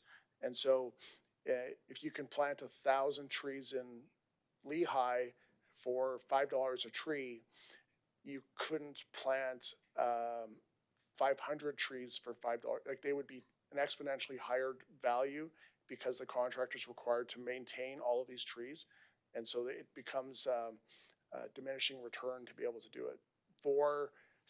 And in particular for the Lehigh project, it's all about it to comply with the federal DFO regulations. So it makes sense to actually put them in an area that is in the floodway as opposed to an area that is in Bankview as an example. So, Councillor Hanson. Yeah, I'm just wondering, looking at some of the stuff that's been planted recently, some of the spruce trees have been put right together. So in 5 or 6 years, they're going to be interfering with each other.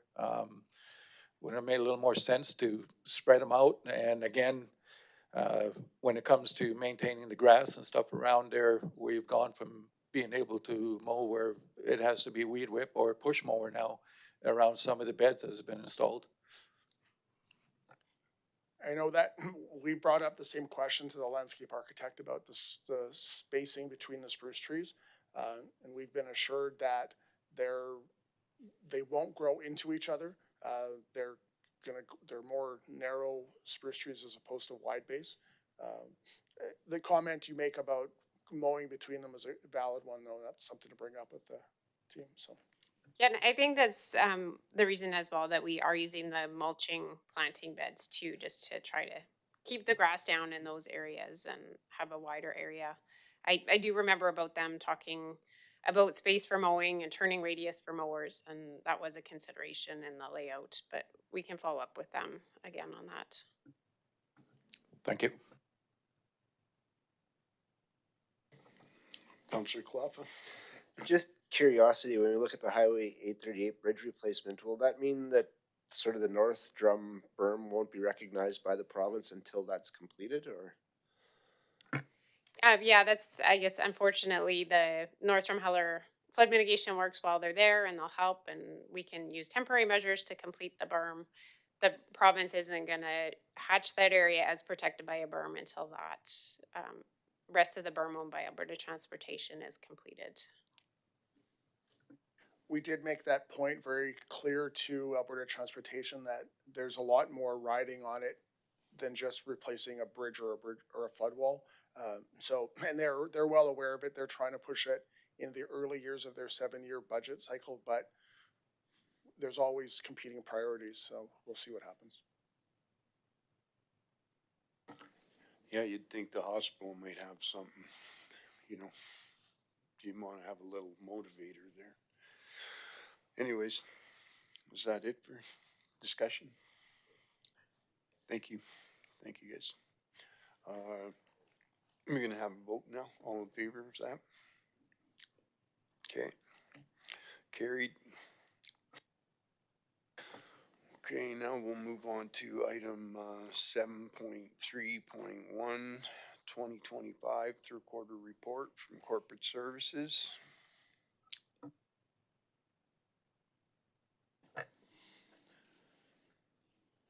Thank you, Your Worship, and through you, good evening to Council. I'm here to present the third quarter report for the Corporate Services Department.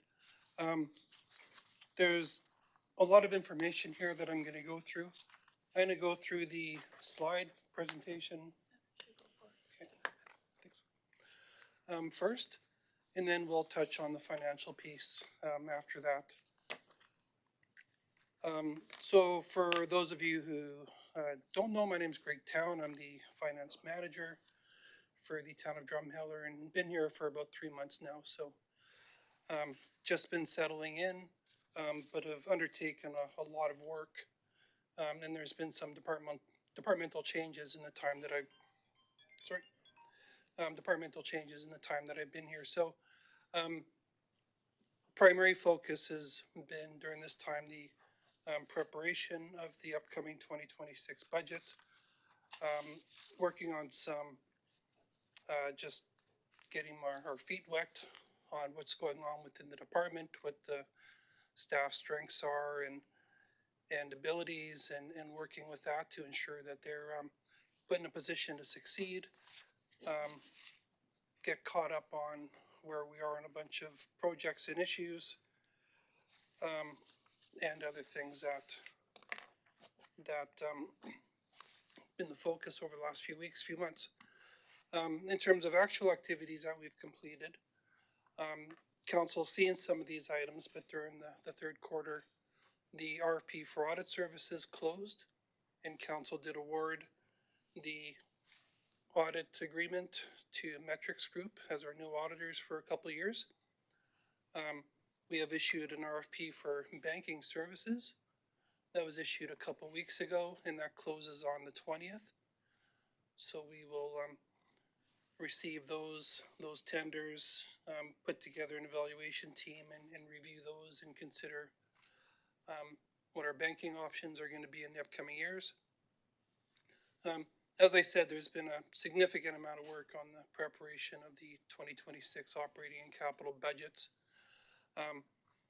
I've instituted a few changes to the process and practices that the town normally sees, hopefully to create a better budget product.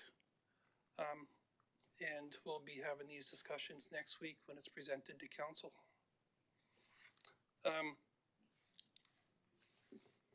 Also, in terms of departmental activities, been working on improving internal and external. So what I mean internal, that's staff, internal reporting, plus external reporting to council and the public, which we're going to address very shortly here. We've started some interim audit work. So again, with the new auditors, they have stuff that they need to start working on. So it's a smooth audit process when we actually do get together in March. So we've done some interim work with them, discussed processes, got them some information. They've requested some files for testing, which we've gotten them. So we're working with them. Start looking at the financial policies and bylaws for review. There's a handful that council will see fairly early in the upcoming year.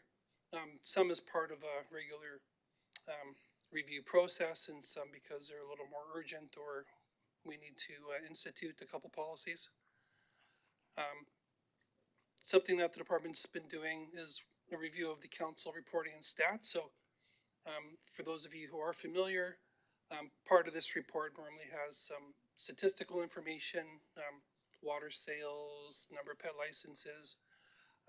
I've been talking to staff about what we could really bring back to council that would be beneficial. So we could report information like that, but I'm thinking key performance indicators and see, what can we do in terms of uptake on something or process improvements, and look to report on those types of things, which I think would be more valuable than just straight statistical type stuff. Been doing provincial financial and grant reporting. Part of this is we've also issued or requested funds for a debenture that was approved several years ago. Council gave authority to issue a debenture in the amount of $5 million. The paperwork has been put forward for that, and we'll receive those funds by the end of the year. And then in terms of departmental meetings, meetings with the flood office, that's pretty regular. We work on them with progress. The financial information around this is complex and deep, and we're just trying to all be on the same page and make sure we keep up with that information. Had a meeting with a Scotiabank rep out of Calgary about our local branch closure. I forwarded his information off to our economic development officer to get in touch if there's anything that could be done for staff. I do have some more information on that. They are working with the existing staff to try to relocate them or move them to different branches. The short version is existing accounts will be moved to a different branch, Strathmore, unless requested by some of the location by the customers.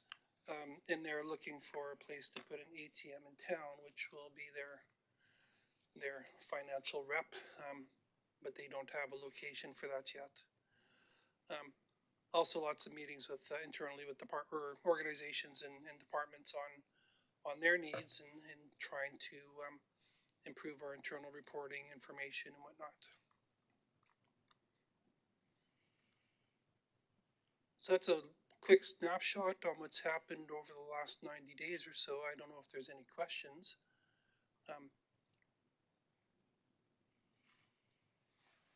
Which I will take as a beneficial or complete report for council, so that's good. The next piece I'm going to present is the financial report, or I call it a variance report also. So this is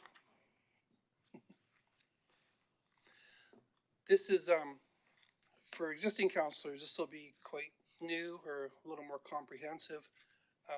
For new councillors, again, there's going to be a lot of information that we're going to be going through because this level of detail hasn't been provided to council in the past. So there is a lot to get through as we go through this. I'm just going to say now, if there's any questions, it might be easier to ask during my talk rather than at the end, but you know, if you want to wait to the end if there's any questions, you know, I understand that also. I'm not going to read the information word for word, but there are some sections I do want to highlight. And I just really want to identify that in terms of financial information. You are seeing summarized information. So when we do this report, we look at both the individual accounts, and the town has over 800 individual ledger accounts for all of our departments. And we look for variances within those accounts, but then we also look at the auspices of a department, for example. So if there's a department that might be high in one area and low in another, you know, we might not target that for identification at this time. But the end result here, and I want to stress this, is we are trying to give an estimate of our financial position, which I feel is important for council to make decisions during the year, because it's tough to know where we want to end up if we don't really know where we are at any one time. So as we get this information, you know, as council gets more familiar and more experience at this, they'll be able to say, okay, well, we know this is where we're heading. We can make certain decisions about what we want to do with money if we have extra, or if we are trending towards a deficit. You know, we're able to say at the staff level and council level that, you know, we need to, you know, constrain spending or look at other things and manage that. So the way the report is structured, thank you, Angela. The first column there are our actual year-to-date amounts. The next column is our budget year-to-date amounts, and I want to be careful about this because the actual are known numbers as of September 30th. They are what they are. The budget year-to-date amounts are estimates because when we prepare year-to-date budget amounts, we look at historical data to try to estimate where we think we're going to be at any point in the year. You know, but those are, I don't want to say guesses, but they are estimates at the time. So just keep that in mind if you're comparing your actual to your budget year-to-date, that the budget year-to-date amount is a reasonable estimate of where we think, but you know, sometimes things happen. The third column over, I'm just going to flip here, is the current variance in terms of a dollar amount, your actual versus your budget to date. The fourth column is the year-end forecast. So we do try to project these out. So when we look at the variance amounts, we say, okay, there's a variance there, or even if there isn't a variance, we might project. And that's the one where we try to look at, you know, what's our year-end position compared to our annual budget, which is driven by our variance to date. The fifth column is our annual budget. That's the budget approved, 2025 budget approved by council. And then the final column is the forecasted variance, which is our estimation of the projection for the account or accounts within those lines. So hopefully that makes sense. We've also, the way that we've categorized these accounts, we've standardized it throughout the report. So each department has salaries and benefits, materials and supplies, training and development, that type of stuff. So they're consistent throughout, and we do treat them all the same. Is there any questions on the structure before I get into some of the details or information? Okay. So I will start out by saying, as of through 9 months of the year, but I will point out, this is also important. We do segregate the town's funds into three separate funds. So when I talk about those are the general fund, there's the water fund, and then the sewer fund. They are separated generally by revenue types or revenue streams. It's the water fund is driven by water rates, and we separate those. Yep. Can I go back to the seniors requisition for just a minute? Sure, we're not into the details yet, but if you want to, I will discuss that when I get to that line. So the water fund is, because of the way this fund is structured, and we sell to regional partners, we don't use municipal taxes to fund that, because then we'd be subsidizing regional partners. So that's something that's funded through a water rate, and we segregate and report on that fund separately. Same with sewer. Even though we don't have regional partners or external partners for sewer, that's totally funded through sewer rates, utility rates. And then the general fund, which is driven by activity revenues and taxation. So we do separate those separate. So I will say, for our first fund, our general fund through 9 months is looking at a favorable variance, and I'll be using that term a lot.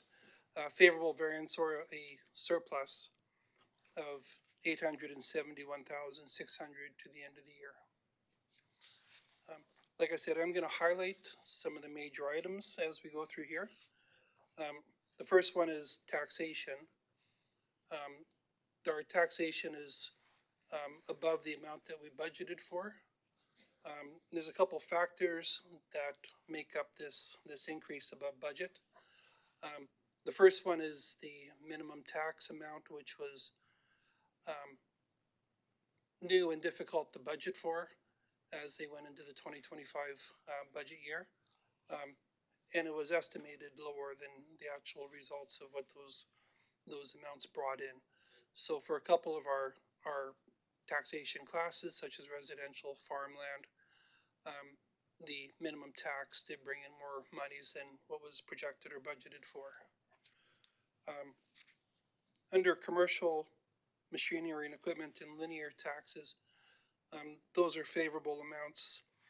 Significant commercial, for example, is $260,000 over what we had budgeted. Machinery and equipment, $20,000, and linear was $340,000. The main reason for that was the incorporation of the solar farm into the 2025 revenues, which it wasn't budgeted for. I wasn't here at the time. I don't know if they didn't know what the assessments were, or what the reasoning was when the tax rate bylaw was approved. And also the commercial taxes were a function of the tax rate bylaw at the time. When the bylaw was prepared, the residential taxes were What happened with the taxes since the assessments were high, the tax rate has to go down because they have an inverse relationship. So that was done on the residential side, wasn't done on the commercial side. Again, I'm not familiar with what happened there, but it was approved by council through the tax rate bylaw, and it was above the budgeted amount. And this will be a discussion we have when we deal with the budget next week, too, on that. Yes, Councillor. So the solar farm, or through the chair, the solar farm falls under linear? Yes. Okay, thank you. Just Yes. note.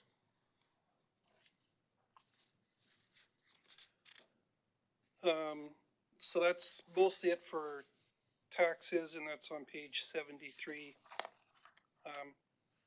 The next page has our revenues, which again are categorized. The first half dozen or so are activity revenues. I won't go into any details on those. They're just normal functions. Municipal budgeting is a little tricky, and I will admit that we are conservative on revenues. So we were able to achieve these. Certain revenues, we're not sure where they're going to land. So parking, we do budget an amount, but we achieve more, and that would have been tricky to budget for. Fire protection, for example, there's a new bylaw in place that deals with false alarms and charging for those, so that's brought in more money than expected. Gonna go down. So requisitions for senior housing. This isn't in and out, I will admit that. So when we budget and report for these, it's an amount that they had budgeted amount, but then they had requisitioned a different amount. So we had over collected. Sorry, let me just get this right.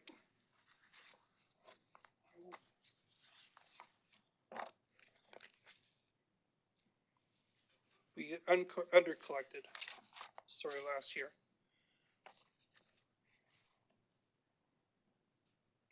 Nope. So we collected 652,000, but we had budgeted 706,000. The amount that was approved in the budget in December was not the amount that was ultimately requested from the Seniors Foundation. They would have asked for the 652,000. So it's a timing issue in reporting. Sometimes when we get the information for budget purposes and that budget's approved, we might receive additional information later after the budget that the amounts will be different. And this is an example of that, where the Seniors Foundation would have requested a different amount than what the town had budgeted at the time. So again, yes, Councillor. Yeah, can I just comment on that? The Seniors Foundation is going to be doing a presentation to council in the next few months. And we'll kind of explain the requisition. It's a little bit weird. So basically, the Seniors Foundation is a partnership of a number of different partners. And what happens is the foundation comes up with a budget, and the requisition is basically the amount of money that is required to pay for the care and attention and medical needs of seniors who can't pay for it themselves. So that's basically what the requisition is. It's the difference between all of the revenue that comes in rent and whatever, and what is still owing. Now, the requisition is also based on equalized assessment of the partners. So if the equalized assessment of the town of Drumheller goes up, which means all the properties in Drumheller are worth more, then that is divided up in the partners of the foundation, and the town of Drumheller might end up paying more, even though the requisition has not increased. So it's a little bit of a complex kind of situation. So if Starland's equalized assessment goes up 1 year, they might be paying a higher percentage of the requisition, and the town of Drumheller might be paying a little bit less. So the requisition itself hasn't really increased, but the amount that the town might pay might increase, if that makes any sense. Yep. It does, and it's again our relationship in change and equalized assessment compared to our partners. So as the counselor said, if our equalized assessment goes up at a higher rate, you know, we might be paying more in 1 year. That tends to smooth out over time. Um, so again, it's just one of those things, and um, we haven't received that requisition amount yet, but we're going to have a number in the budget, knowing that the budget number that we talk about next week will likely change. Well, it will change when we receive the requisition amount, either in January or February, I assume. So it's a budget timing activity. We're not short per se. It's just the amount that we thought we were going to requisition was less than the amount that we actually thought we were going to at a time. And there's an offset on the expense side because that's the money we send to them. This right now, I'm talking about the money that we actually collected from our taxpayers. So there's no impact, but it is a change from the budget.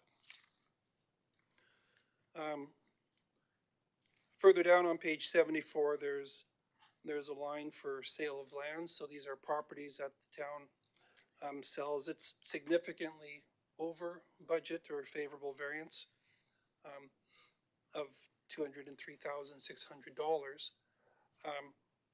Our practice is to take the proceeds from any sales. So we take the sale amount and then we reduce it by our cost of that inventory. So the cost to purchase it or maintain over time, less realtor, legal fees, advertising. And then that difference goes back into our land reserve, which would have initially purchased or paid for these properties initially. So just because there's a large revenue item there, it's entirely offset by a transfer into our land reserve of whatever the net proceeds are. So I did talk about a few revenue items, or is there any question on any of these other revenue items here?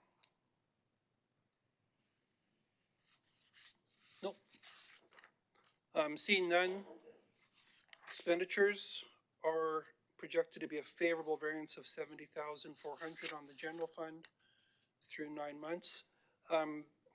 There's a significant list of expenditure variances. I'll talk to a few.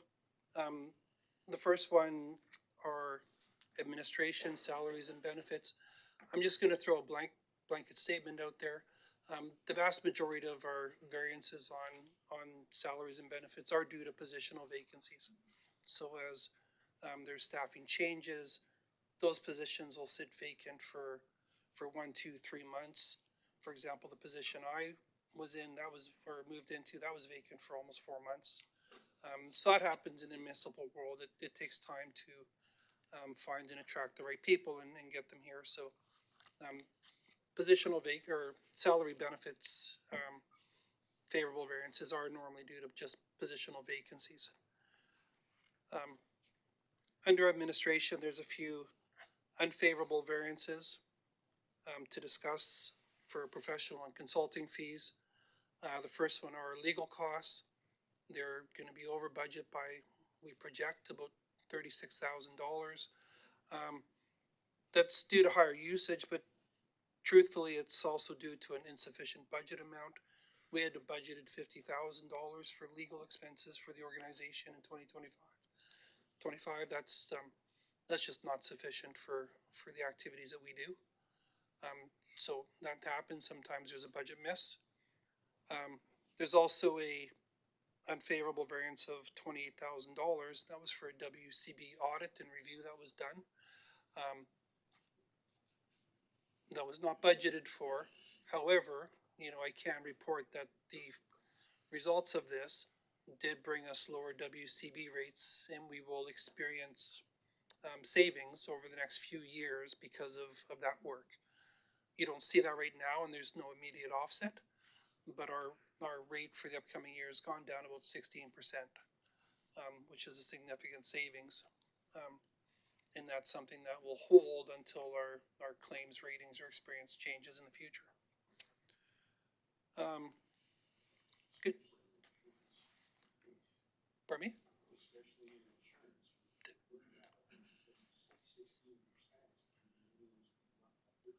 Yep. No, it's, WCB is directly driven by claims and ratings, right? So whatever we could do to mitigate that, and there are some strategies about how that can be done. That's just a huge benefit. A couple down, so bylaw services, I wanted to identify this one. There's a bylaw service transfer to other funds amount that we've identified. This is a unfavorable variance of $86,100. Excuse me. And this will be what we project the net proceeds of our parking program in 2025. There's council motion that says that that money, the net amount is to be put into a reserve to use for tourism purposes. That wasn't budgeted for. So again, I don't know why that just feels like a miss. And it wasn't included, so we are going to ensure that that transfer is made, and that's our projection at this point. So, you know, if there's tourism initiatives or something that comes up, we will be able to have some funds to be able to tap into because of this action. A couple more down, I want to identify emergency management debt charges. This will be a favorable variance of $167,800. We did budget for debt expenses on that $5 million debenture that I had mentioned earlier. That didn't happen. That only would have happened if the debenture was taken out in the first 6 months of the year. Then we would have seen a payment because you make 2 payments a year. So since that didn't happen, there's savings that'll be realized at. And I'm going to talk about our deficit or our surplus position at the end, what happens with these monies. Contributions to Drumheller and Solid Waste and District Solid Waste Management Association. That's an unfavorable variance of $35,200. Again, that was another budget issue. I don't know the timing, but the amount that we had budgeted was less than what the association or the authority had asked for. So that's going to be an unfavorable amount, and we actually need to pick up the 2025 amount plus their 2026 change in the upcoming budget. So on a budget perspective, it's a bit of a double hit to capture that. Next page, page 76, I'm going to skip a couple. There's land transactions there, so adjustments to land. I talked about the sale of lands that we experienced. This is the other side of that, where we do take the net proceeds of those and we're going to transfer them to our reserves, which will offset our land reserve balance.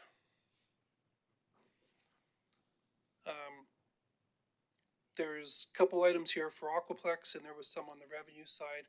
They had the closure this summer. We've done some projections on those. Might be a little different than some of the numbers that you're going to see from the Aquaplex. They're talking more actuals. We're looking at projections, so I don't want you to conflate the two numbers, because we look at their entire year of operations, where they're just looking at their summer closure specifically. But we are projecting that because of that summer closure and other activities, there's going to be 84,000 in salary wage costs. Positional vacancies will also be part of that. For municipal accounting and funding, we do take positions of senior management types, and we do allocate them out to different departments. So if those are vacant, then there's savings in other places in the organization. And utility costs and some repairs and maintenance will also be less because of those closures.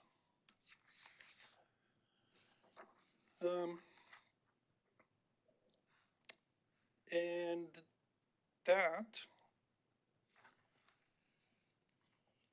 I started the major items, so I wanted to catch those.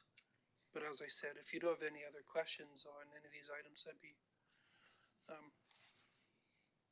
quite happy to answer them.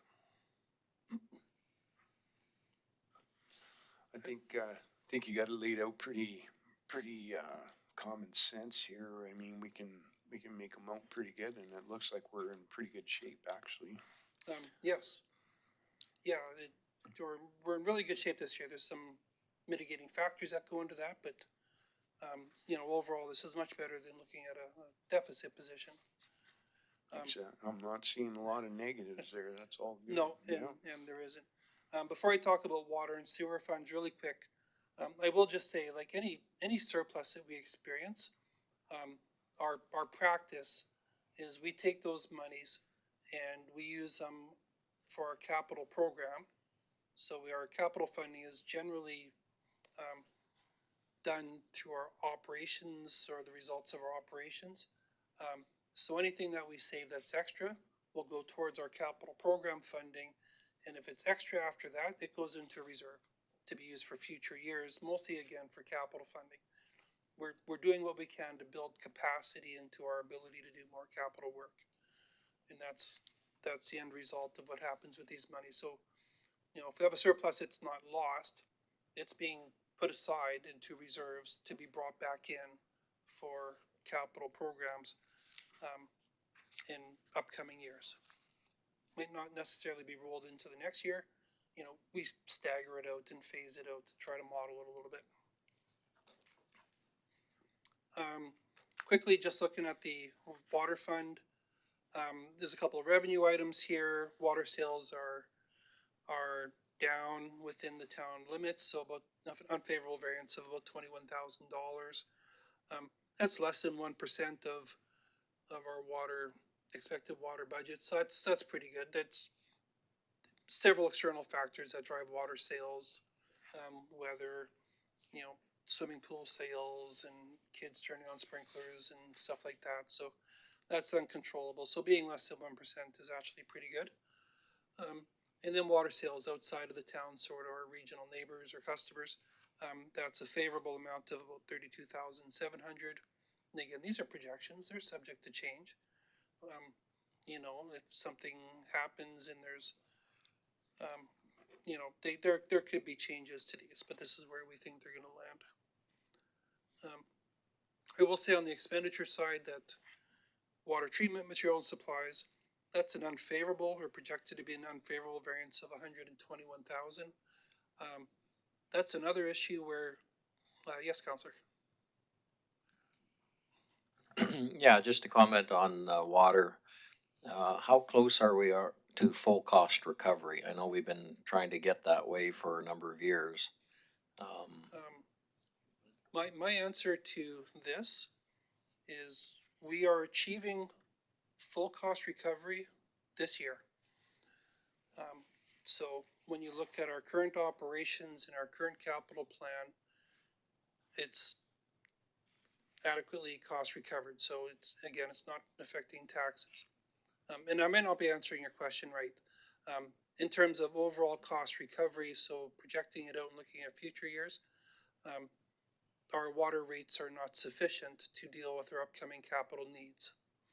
So that's why I say this year it's recovering, but we will need to, again, it's the idea of building in capacity, building in monies to be able to do our future capital work on the water, and sewer is the same. And I'll tell you, it's difficult because our margins are tough. You know, if we increase the water rate by 1%, that only brings us $45,000. You know, we need to do that several times to be able to afford the millions of dollars we need to do on our aging infrastructure. So that's not entirely on us. There's potentially other funding or other options to try to assist. And we are not the only ones facing this issue. Every municipality in Canada probably is in one way, shape, or form, because all of our infrastructure went in at the same time about 70 years ago, and it's all failing at the same time. So it's a little bleak, and it's going to be tough and some tough decisions about our utilities coming up.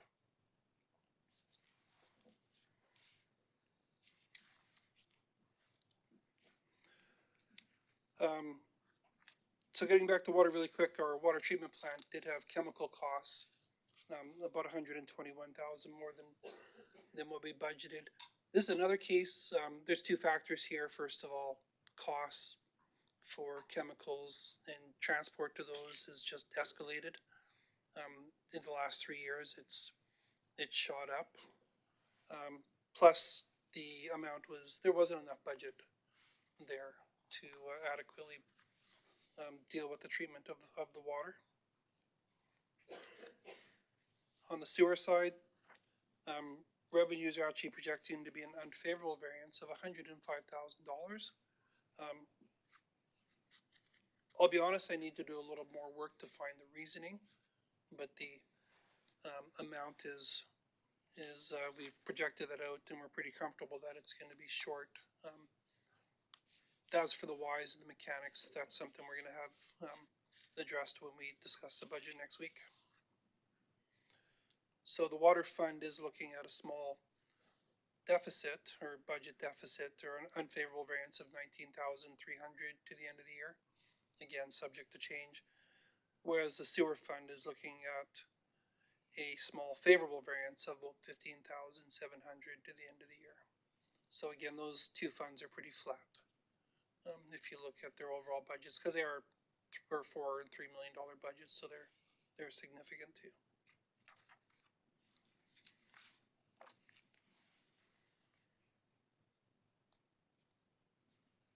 Also attached to the report is our capital projects.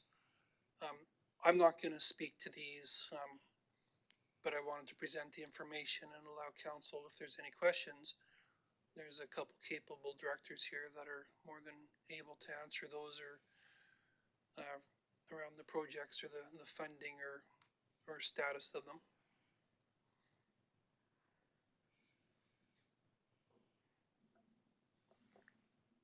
Through the chair, I do have a quick question with respect to the capital budget versus actual.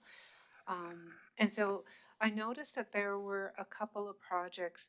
I think it's the HRIS system, $75,000. It states it's under review.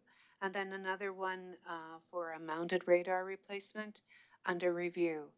And just curious, now that we're in the middle of November, what the status of those are. Are they going to still go ahead? We're reviewing those. Okay. So the HRS system, that's the human resource management system. What we're using isn't adequate. When we say under review, it's likely going to go ahead, or there's going to be a placeholder, and council will see these projects that are under review. Some of them will come back for, again, either your information or consideration in the upcoming capital budget. There might be opportunity to tie this into a different program. So, whether it's a larger financial program, there could be some health and safety initiatives that we could consider part of it. The concept hasn't fully been, and again, there's been staffing changes too, right? So, and new staff brings a new perspective. So when we looked at it and I talked to my HR counterpart, it's like, okay, well, we should probably really figure out what's really needed here for the organization. So it's a little uncertain at this point. Something's needed. I think organizationally, we just can't say for certain what the best approach is at this point. The mounted radar replacement, I think that was they're waiting to see where another project lands before they complete that one.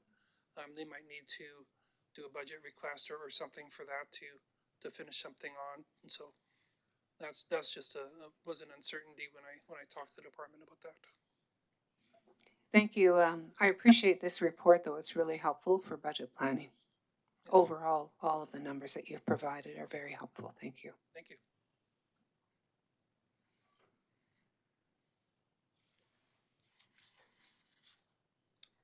So this is, report information is for information only, so there's no financial impact by receiving it. As I said, as we come up to the end of the year, these funds will be rolled into our overall surplus position and then be used for other capital funding or future capital funding. And then we will communicate it. Again, it aligns with our strategic policy of trying to be transparent about information. That's something that I consider paramount. Trying to provide council, really good relevant information to allow with decision making on your side. So, now that we kind of know where we are, we can make decisions on, what do we want to do with this. And when we have this talk next year, it'll be next summer, you'll get the Q2 report. You would have seen like half a dozen things early in the year that, ooh, I wish we could have afforded that or had the money for that. And that's where we can start having discussions about, what are our opportunities or options.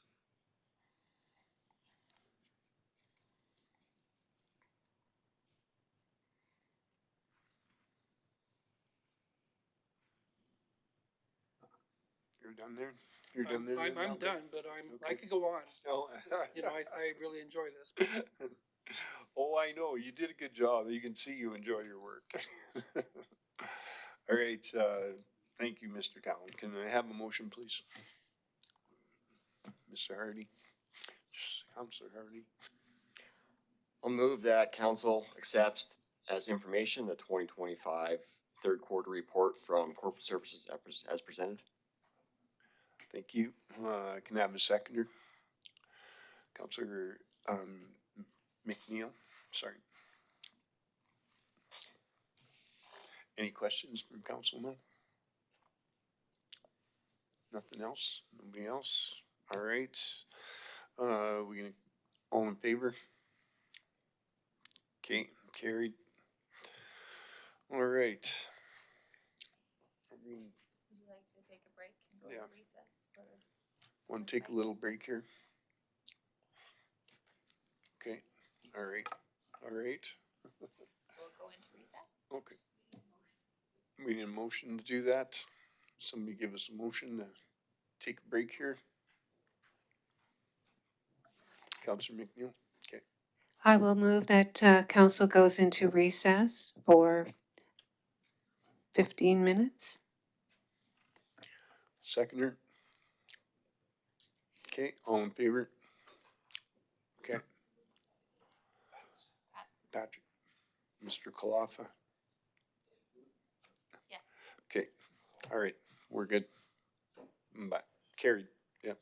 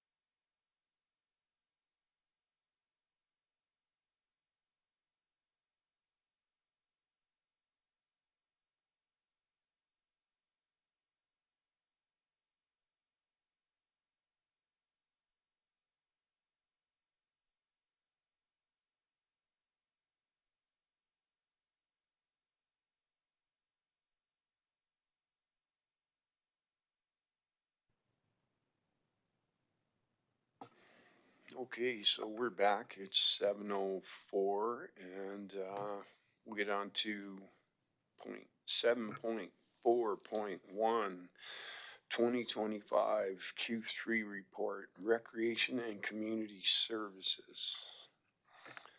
Thank you, Your Worship. So I'll be reporting on this department as currently the director position is vacant.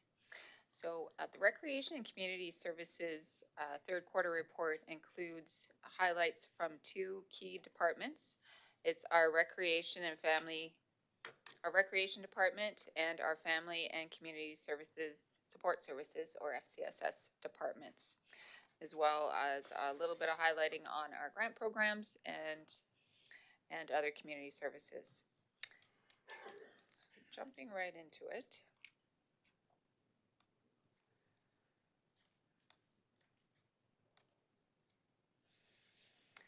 So our, actually, hold on just one quick sec.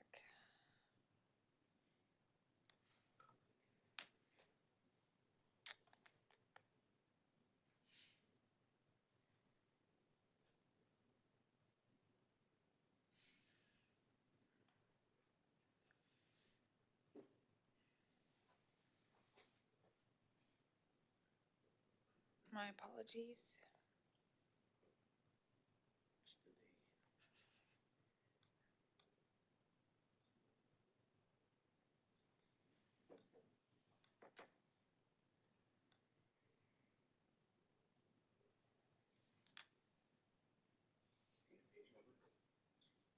What's that? No, I realized I didn't have my speaking notes.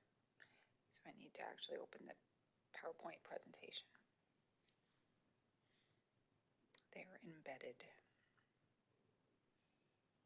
Okay.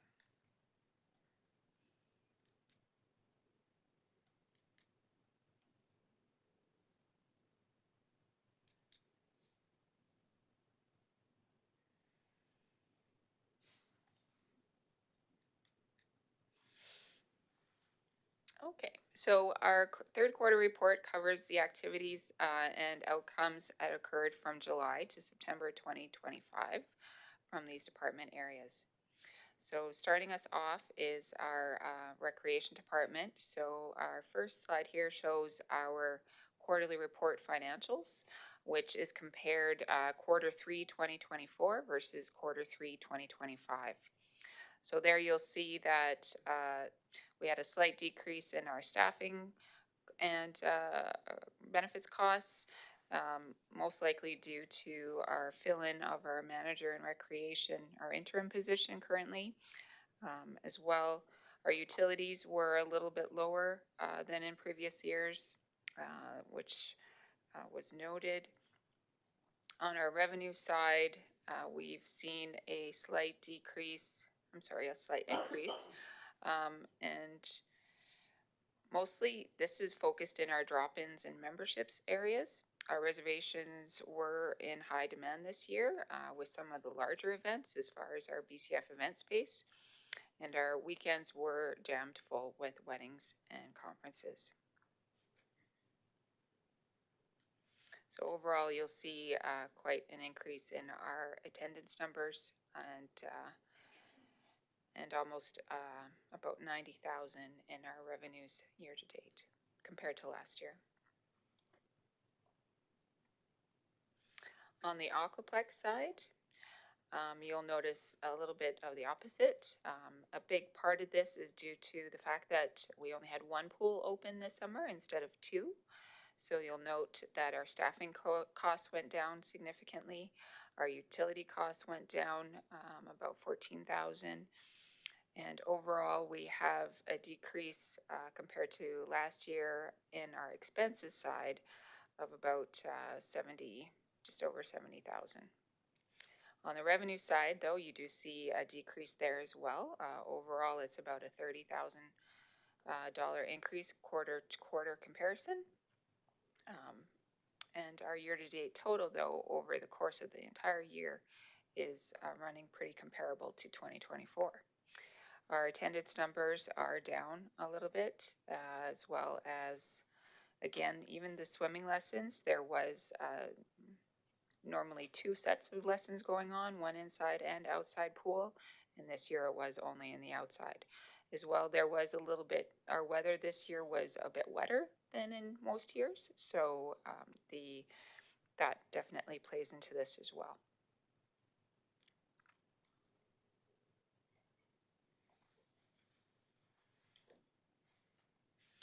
Our overall recreation use, this is the first 3 items are under the BCF. So that's our usage on our banquet halls, our meeting rooms, and the field house. The facility reservations were steady with a slight decrease in our banquet halls, but our aquaplex numbers, again, because of the closure of the one pool, was a little bit lower. Our arena numbers are slightly above, and our ball diamonds were also above compared to last year. Some of the rentals included the Canadian International Rover Challenge, multiple weddings, minor baseball provincials, and the Badlands Science Camp.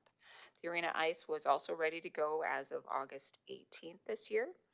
The banquet hall bookings were slightly lower compared to 24 due to some internal programming shifting from banquet halls to other areas of the facility.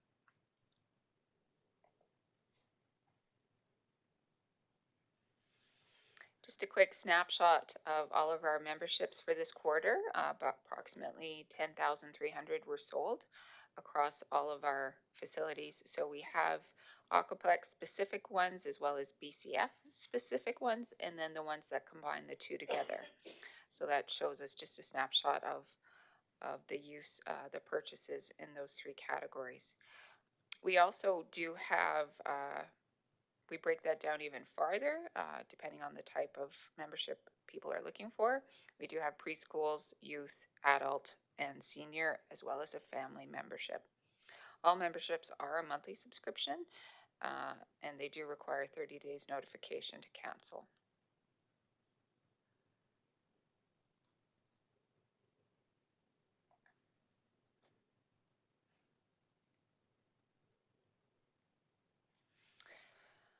So our recreation memberships, continuing on here. So this is a breakdown of who is buying from which area, which residents are buying our passes. So you'll see we didn't add in the Drumheller Valley in the table because it is a significantly higher number than these numbers. So total memberships sold this quarter from 2 Drumheller Valley residents was just over 8,400. Compared to 6,300 last year, so our memberships are up. As well, you'll see an increase year over year in all of our neighboring rural municipalities. And the other category that you see there, that's actually those people that are just here for a short duration. So for example, if they're here for working on our broom projects, for example, and they want to buy a membership, or if they're tourists or seasonal residents who like to come and then leave after a certain amount of time. So there was a bit of an increase there. So, sorry, go ahead. With those county numbers, does that include the villages they're in, like Delia, Moore, and Munson? Through the chair, that is correct. Currently, these numbers are pulled from postal codes. But the facilities are going to integrate in an actual checklist, voluntary checklist for people to actually check which municipality they live in moving forward. Overall, outside non-residents users equate to about 18% of our total users, our membership numbers at this time.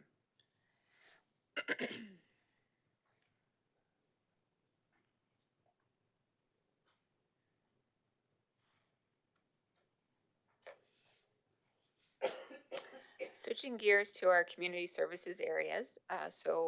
The town does provide a community assistance grant to the community. This budget in 2025 was $15,000 for financial support and $15,000 of in-kind support.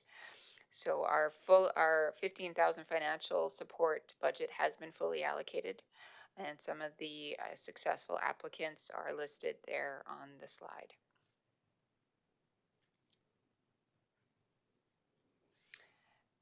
Just a note that one of the events that is coming up still this year, which is good to see, is the Junior Achievement Southern Alberta event scheduled for later next month. December 16th, yes. Thank you.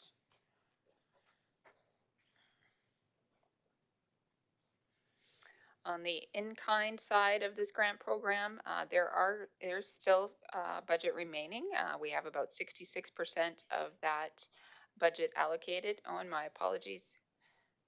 It's a $30,000 allocation for in-kind. So some of these things, for example, is when people are looking for assistance in setting up barricades or cutting grass or any of the services that the town actually provides. Most of the time, this is through our infrastructure services department. And again, some of the successful in-kind applicants are listed here.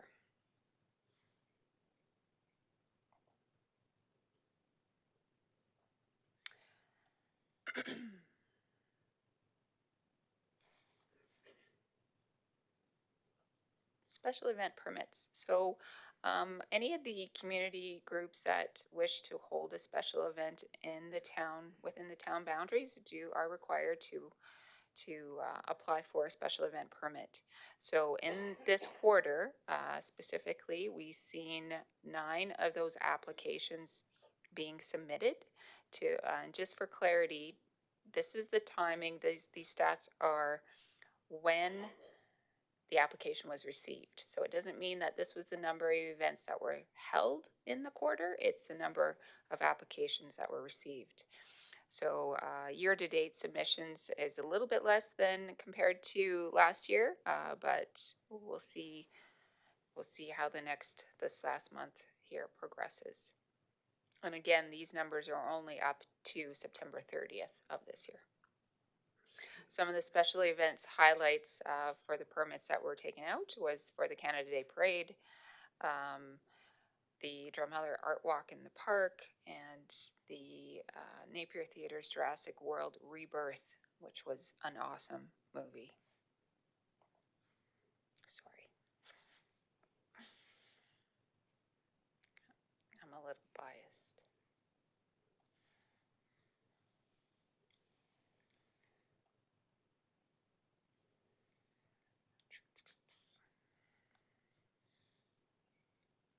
And now my PowerPoint is frozen. Okay. Oh, here we go.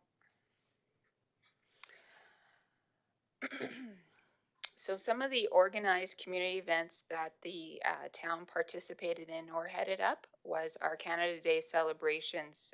This was outside of the parade component. So there our staff organized some kids activities, provided and organized some entertainment, put up our tenting as it was a super hot day that day, provided our cake and fireworks that evening as well. We coordinated with our local food trucks at the world's largest dinosaur. We also unveiled this year the Dino Drifter at the Canada Day Parade and kept it out on display for the remainder of the event. We used the arena space we provided that for the farmers market organizers, and we also had a thrifty swim at the Aquaplex. As well, this past quarter, we held our Summer at the Plaza program, which was held every Friday evening and Saturday afternoon this summer, where we had a diverse lineup of local and regional live music from all genres. There was also, I should mention, one private event held at the Plaza this year for actual wedding ceremony.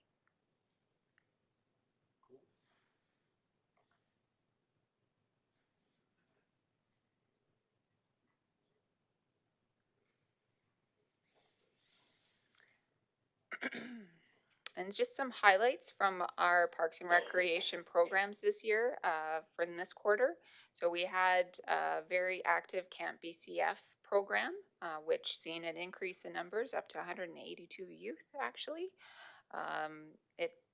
We also started our our next season of our fitness classes, which began in September at the BCF.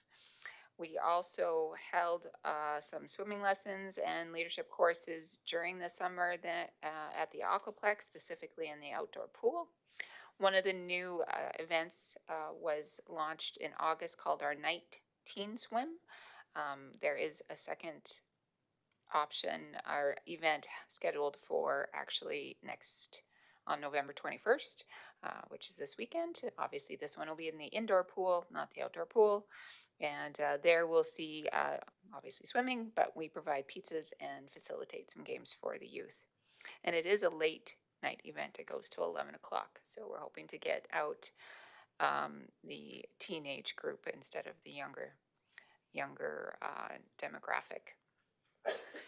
This past quarter, we also put on a giant water fight at the Aquaplex, and it was held one day each month in July and August, where everybody's allowed to bring in their water guns, and staff facilitate those games during the swimming.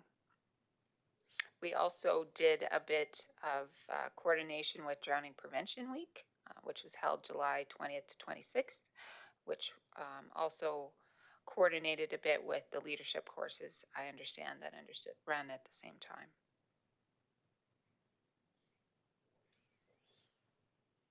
Just a comment on the Camp BCF. BCF was definitely the main location for the youth to come and participate, but they did go out on field trips that included going to the Napier Theater, the Discovery Wildlife Park, Cloudland, and I think Cloudland was just what they've created. I don't think we actually have a Cloudland in Drumheller, but they've created a few different themed weeks for the youth. Apparently this year was also the highest attended Camp BCF event. Switching gears to FCSS. This past quarter, we held the Taste of the World event, which was hosted on Saturday, September 20th at the BCF.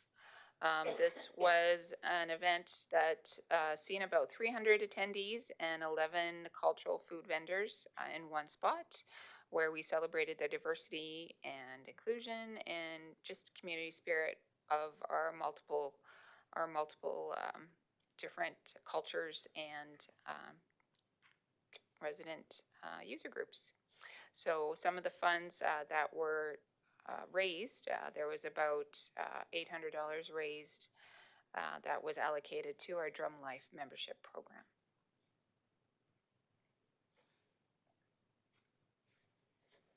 Yes.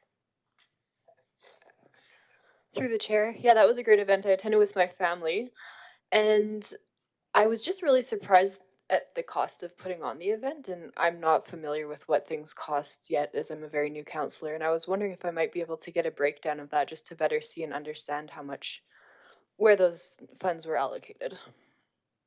Through the chair, absolutely. Actually, you'll see that in one of our past meeting minutes from the FCSS committee, the full budget is actually shared publicly through our meeting minutes circulation. But what I'll do is I'll see if there's a bit more specific information to this event and share that with council. Thanks so much. So speaking about our Drum Life program, there we provide some very discounted and subsidized membership passes for our recreation facilities. So this quarter, we had 33 applications approved, and that was for the multi and single facility memberships. As well, we have specific approvals for our children's programming. So we had 6 of those approved this quarter. at 90% subsidy and one at 50% subsidy. So this looks like our total cost is 28,000. I think that's for the full year, not for the quarter, but I can double check and confirm that. We do, I should mention, we do have a waiting list for this program, which is why I believe these costs are actually for the full year, because it is fully allocated.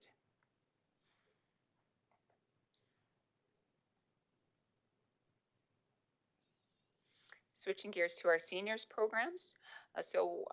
One of the things that I've always been wowed by is the amount of senior programming that we provide here at the town. But one thing this slide highlights is although we are the organizers of it, it's not all town funded.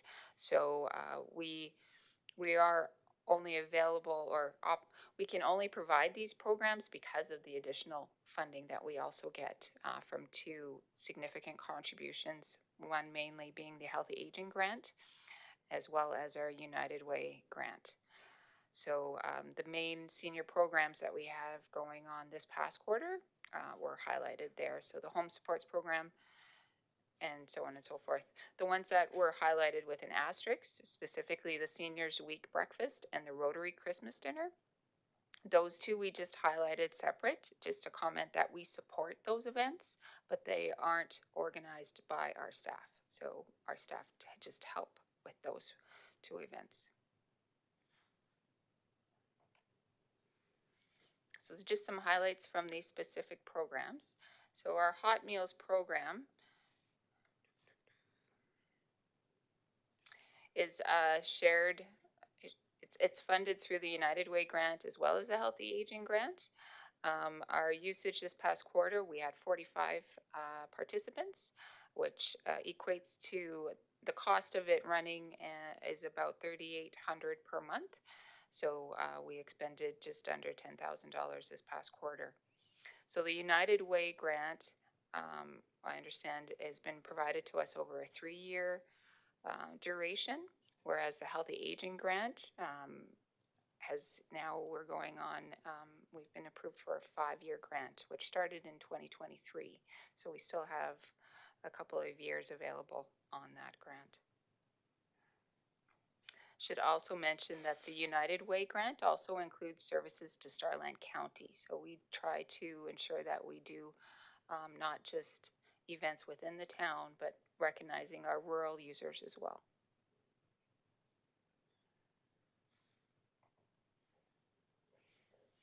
Our Home Supports program.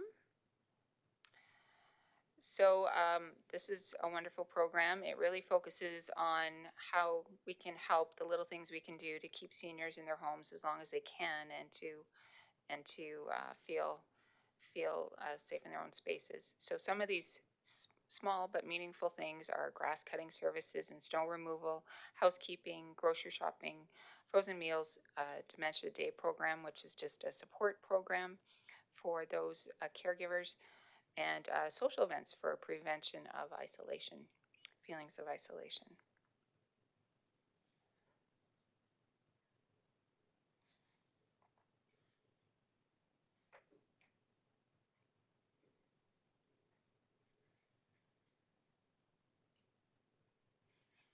Some of the participation numbers of these programs we are highlighted here. We had 38 participants this quarter for frozen meals, 67 for assistance with grocery shopping, 43 this quarter in light housekeeping, and 10 to 20 participants for winter in those winter months.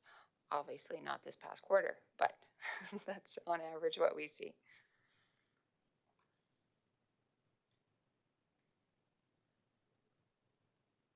Yes. Through the chair, if I can just ask, is there a comparison to the previous year in terms of some of those numbers that were provided? Like, are we on track, or have they increased? Through the chair, that's a very good question. I can double check with our program coordinator if we were tracking them last year. I do understand that our usage numbers overall continue to increase. It's really, this is the type of program where it's word of mouth. And the more positive experiences people have, it seems the more it just expands. And our home supports program is definitely one of those as well. But I'll double check and see what we have for comparables. Great, thank you. So our seniors arts and social programs, this is also grant funded. So we hosted this year a seniors day fair, which seen 130 seniors come out to enjoy their day. And we also do field trips, the DNA garden field trip, which saw 18 participants from Drumheller and Starland County attend. As well, we did a stellar train ride, which seen 26 participants come out for that. And then our Dimension Day program, which is the caregiver support program, has about 16 participants this quarter, and our which kind of goes hand in hand with our caregiver program, which seen 5. Right, the facilitators of the Dementia Day programs are actually a part of our senior coalitions with our local senior groups in the area.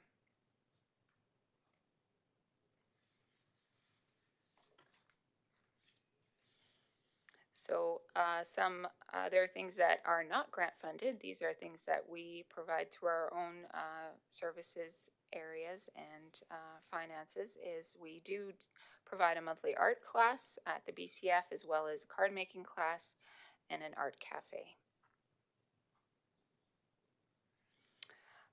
Some of the creations from these events and these classes actually were presented at the BCF Gallery here just this past weekend, for where we had our artists at work, our senior artists at work display going on.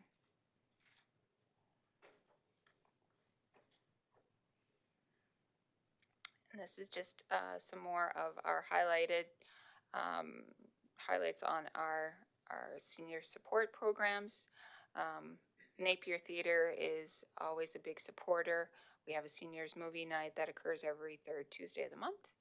We do lunch and learns at the Legion, with the Legion as well. We do participate in the monthly meetings with our senior centers, where our coordinator does go out to not only ours here in Drumheller, but Starland Counties to coordinate with them. And we also, like I mentioned, participate in the Drumheller Community Seniors Coalition meetings.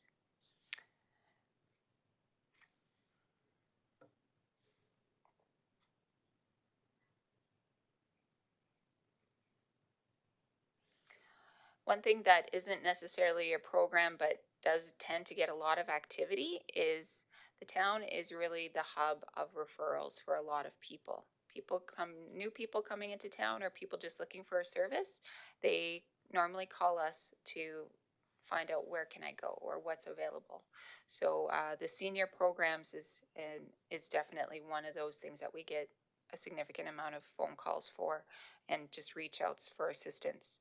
So this is just a summary of the number of phone calls, scheduled appointments where we did one-on-ones with people requesting assistance, and walk-in appointments as well.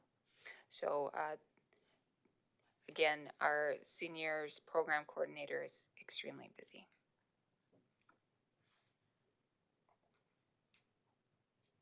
Any questions?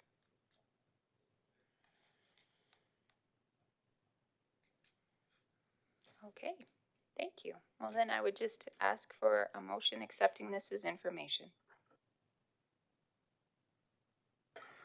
Councillor Miller,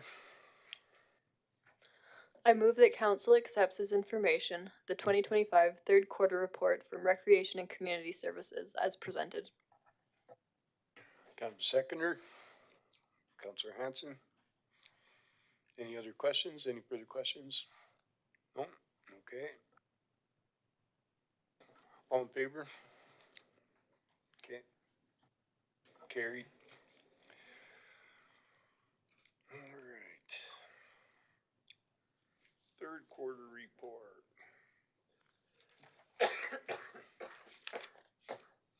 We'll now move on to item 7.5.1, 2025 third quarter report from Infrastructure Services.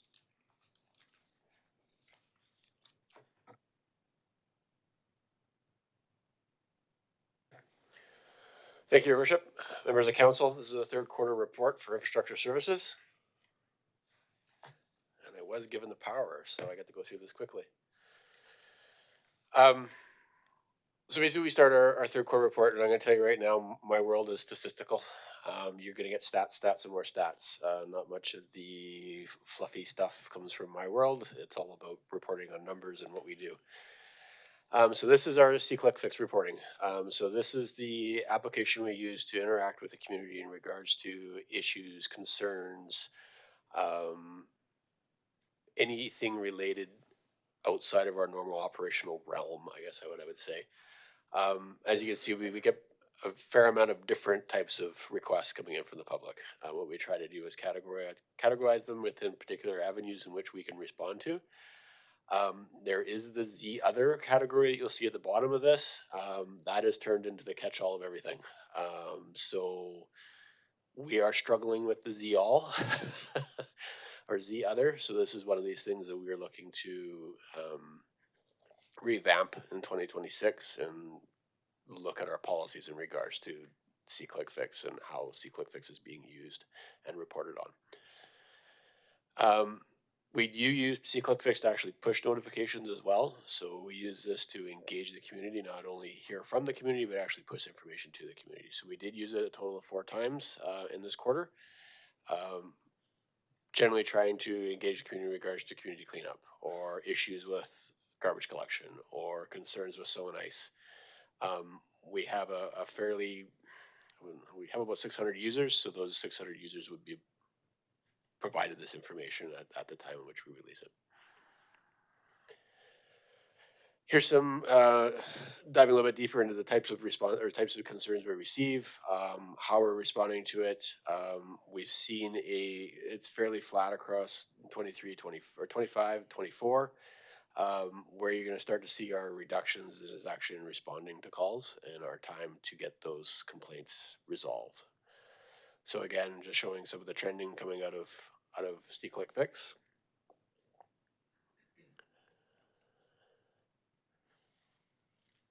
And as you can see, some of these are very seasonal. So we get more park concerns in Q3 than we do in Q1. We get more pothole concerns in Q2 than we do in Q3, generally. It all depends on weather too. We've had a very wet summer, so we usually see a greater pothole generation, and then we're responding to more pothole repairs.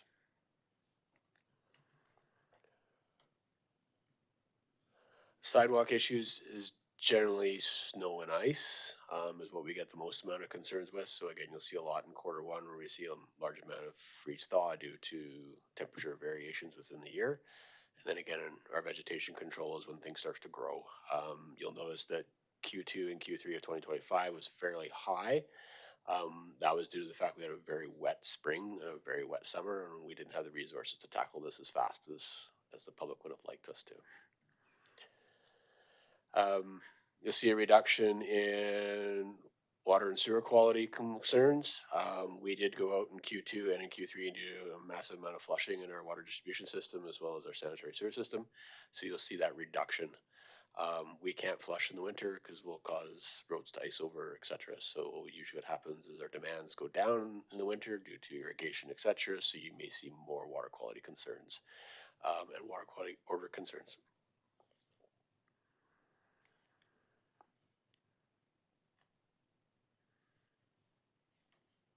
So before I move on to this, any quick questions in regards to C-Click Fix?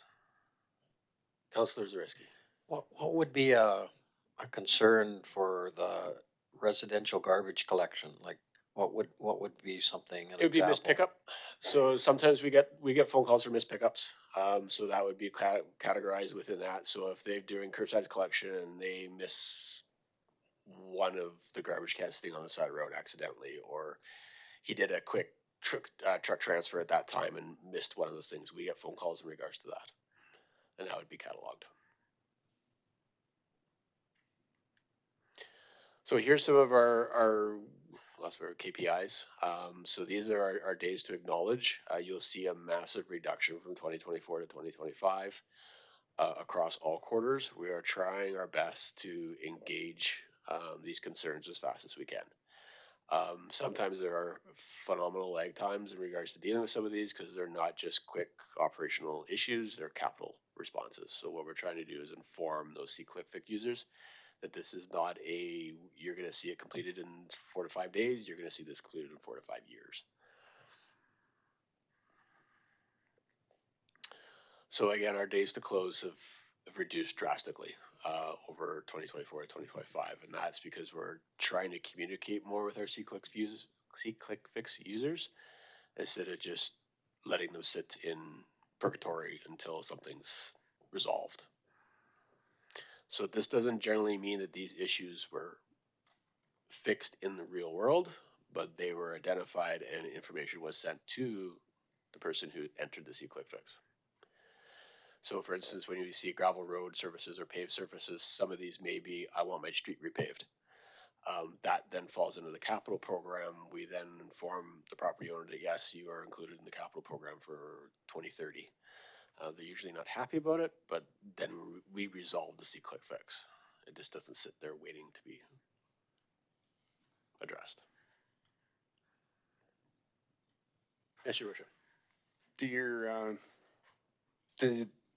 when you get something like there's a stop sign I reported when we were campaigning that was knocked down, does that get transferred over to Alberta Transportation? Because it's still down. Yes. So any concerns that are brought into infrastructure in regards to other jurisdictions is then transferred to that other jurisdiction. So we will inform Alberta Transportation and Economic Corridors that there is an issue within their corridor, and that is logged within here as well. If you go to Alberta Transportation Inquiries, and we just transfer that over to them and let them deal with it. Okay, thanks.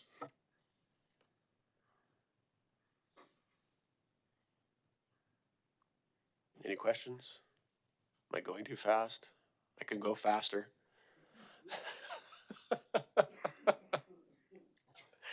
Actually, Mr. Brownstein, just one quick question on that. So when we forward those off to Alberta Transportation, we mark it as closed. Are we kind of monitoring that to see if there is any progress with them after the fact? With some things, yes. With most things, no. We're not constantly hounding Alberta Transportation in regards to their infrastructure and their needs.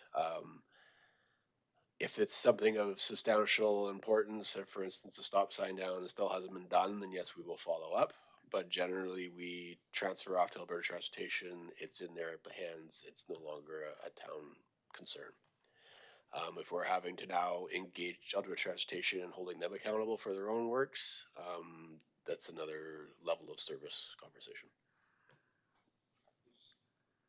All right, then how about is sewer line notification? Because there's also a sewer line post there, right? And the sewer line is it's knocked down there too. So would that be ours or would that be the Alberta Transportation? That would be the Utilities Department of the town of Drumheller. So yes, that should have been passed on to the Utilities Department, and that sign should have been addressed. And I'm guessing it has not. I'm sure I still got the picture. Yeah. So I will follow up on that one. Speaking of utilities, our next slide. So this is our utilities department. So as you're aware, we deal with the water system, sanitary sewer system. These are some quick snapshots of our water plant production. So as you'll see, our total production over 2024 and 2025 is up. Our daily averages are down. So that's reflective of within that quarter, our daily averages have gone down due to irrigation and that kind of stuff. But our actual total usage has gone up. So it's a fun number to play with. Drumheller wastewater plants. So we own 2 wastewater plants, or we operate and own 2 wastewater plants. We have one in East Cooley. We have one for Drumheller proper. As you can see,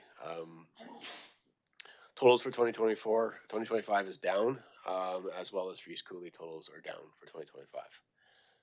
Yes, Councillor Swirsky. Approximately what percentage of our total production is of the capacity? Like, is it, we have a capacity for 40% more or 50% more, 10% more, or what? How close are we to the capacity of our water treatment plant? Don't quote me on this, and I might have to bring this information to you guys for fourth quarter. I believe we are a 15 megaliter plant. So that's how much water we can produce in a given day. And I believe we're producing around 10 to 12. So we're getting close to the maximum capacity of our plant, but we're not quite there yet. So there's ways of offsetting that. So then we look at things like water conservation. So to try to reduce our plant production through consumer habits. So then that stops that capital rehab down the road, and slows potential costs to the municipality and end users, right? So, yeah. So that's a discussion that we'll probably be having at budget time, not this year, but potentially next year or the year after, and what that looks like. So this is just a snapshot of some of the things we do from a utilities department perspective. We do a lot of line locates. So this is for new development, or this is for you're going to go put a fence in your backyard. You're going to go install a deck. Alberta One Call is part of that process, and this is how we respond to it and the amount of responses we do. So you'll see there's a drastic drop in 2025. So that could be tied to lack of development or financial capacity of the community, or 2024 was just a phenomenal year. I can't provide any real context to that one. Utility work orders. So this is generated through our utility clerk. So these are the work orders that now come in, and then we deal with in regards to services that directly impact property owners. So sewer backups, date consumption. So what happens when we do is we have a high water user. We may go out and do a consumption read for the last month, and we actually get daily consumption numbers. Or if somebody needs to move out, we have to do a meter read at that move out date. So these are what ties into that one. Garbage carts, unfortunately, falls under the utility, but it's actually dealt with by operations. So as your garbage cart gets damaged, missing, wheels fall off, etc., those come through our utility clerk, who then get transferred off to operations. Water quality. Meter repairs. So for instance, one of our biggest concerns with meters is the frost plates dropping out on a meter that's installed in somebody's home, or the meter's misreading. So those are generally the phone calls we get, or the connections at the meter are leaking. So we go in and deal with those. Water shutoffs and turn-ons. So if you've got a faulty plumbing fixture in your house and your main shutoff doesn't work, or you're having to do repairs to your service going into your house, we're going out and turning these on and off.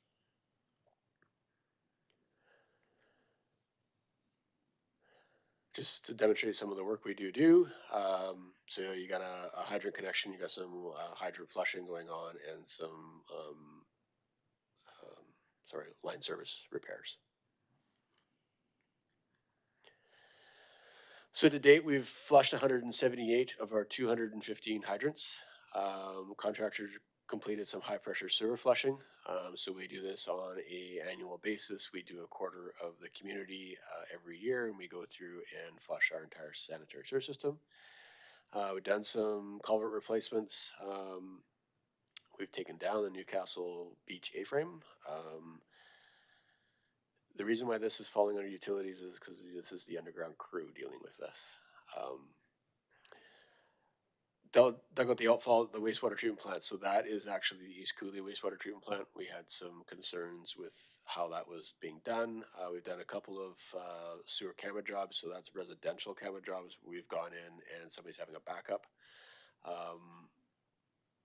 We go in to assist with the plumbers to confirm whether or not the blockage is on our side or private side of the property line.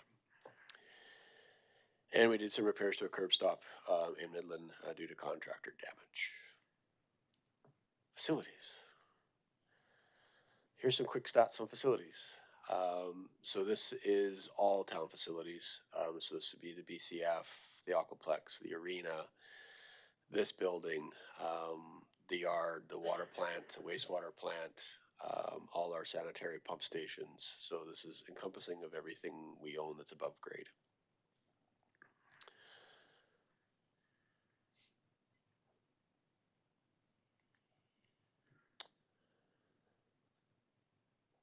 So just a snapshot. Go ahead. I got a question for that. Like on your last slide, go back to that. Okay. So this is your staff training completed? You know Yes. what, as much as I know it's a pain, but it is, the H2S, there should be, you guys, it's a pretty basic course and it is an important course for them to recognize. Yeah, so the H2S is done upon hire. Okay. So Oh, I what's see. happened is we've had no H2S training in that quarter. Okay, so your guys have got it. Yeah. It's just, okay, you didn't have anyone new. Yeah, so you'll Right. see probably this spring a lot of these being populated because we're going to do a massive training exercise, and there should be some confined space coming out and some H2S and fall arrest and all that kind of stuff. That's good, yeah. Okay, due diligence. Thank you, Your Worship. Any other questions? Hearing none, moving on. Just a snapshot for quarter three in regards to our water usage for each one of our facilities. Just showing, look at the volume of water the spray park uses. Fairly significant when you compare it to all other facilities within this area. So that is a use and waste system. So every ounce of water that gets used in the splash park goes to the drainage system. So there's no recycling, no nothing. So fairly high consumer of water.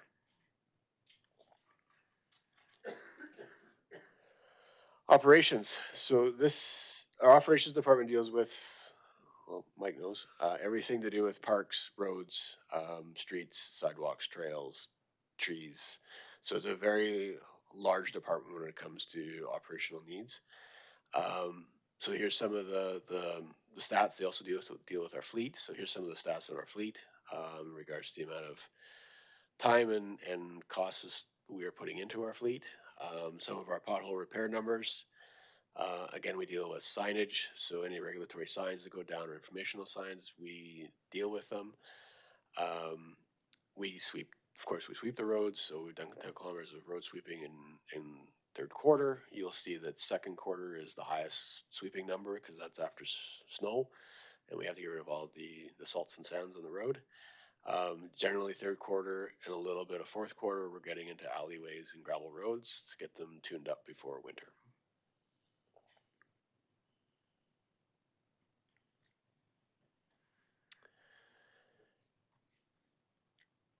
Yes, Councillor Zerski. So do we have our own mechanics to work on our Yes. vehicles and heavy equipment? And we employ 2 mechanics. Okay. So I have So we one don't heavy duty mechanic and one light truck and light automotive mechanic. How about something like welding? I believe our heavy duty mechanic is certified to weld, and he does some of that in house. The projects are too big, we farm them out.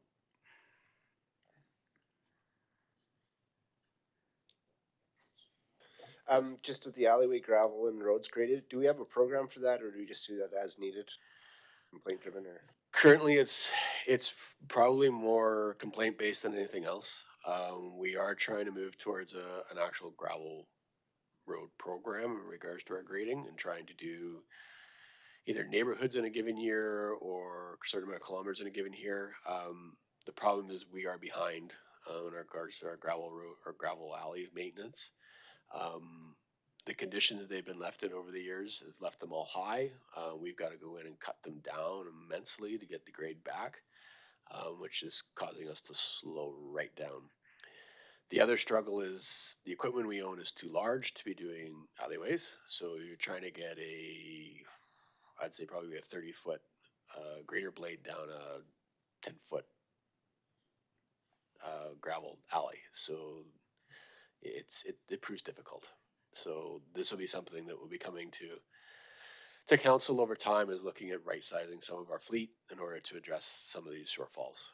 So looking at a smaller grader so that we can actually go in and do these alleyways in an efficient manner instead of bringing in a large piece of equipment, tearing stuff up, cutting things where we don't want to cut things. So that's part of our proposed budgets in future years.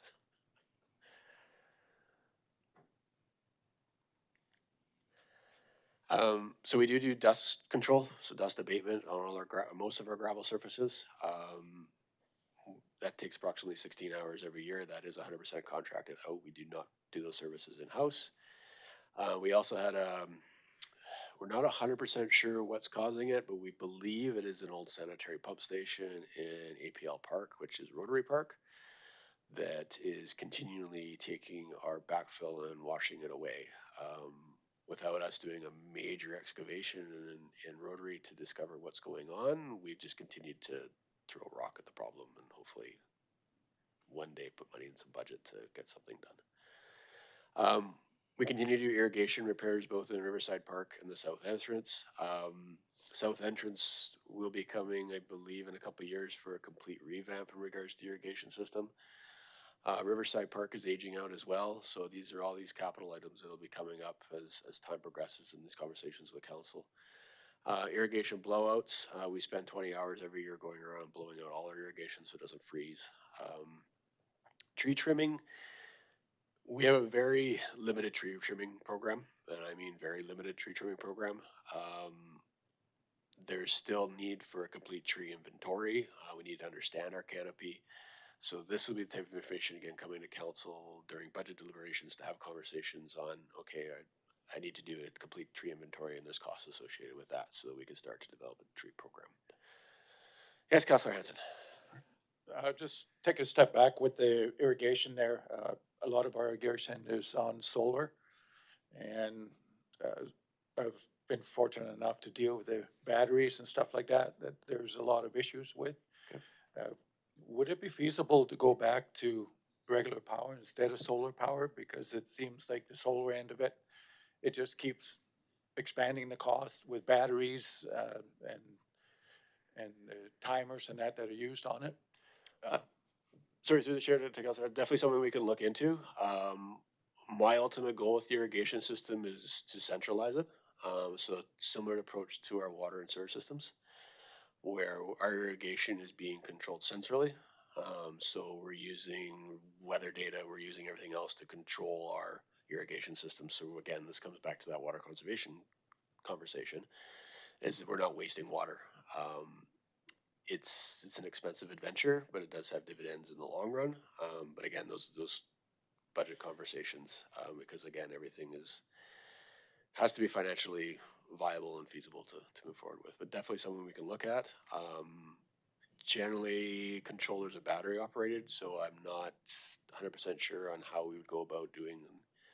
Well, I guess you could put kiosks in parks that are run by power. But anyways, something to think about. Thank you.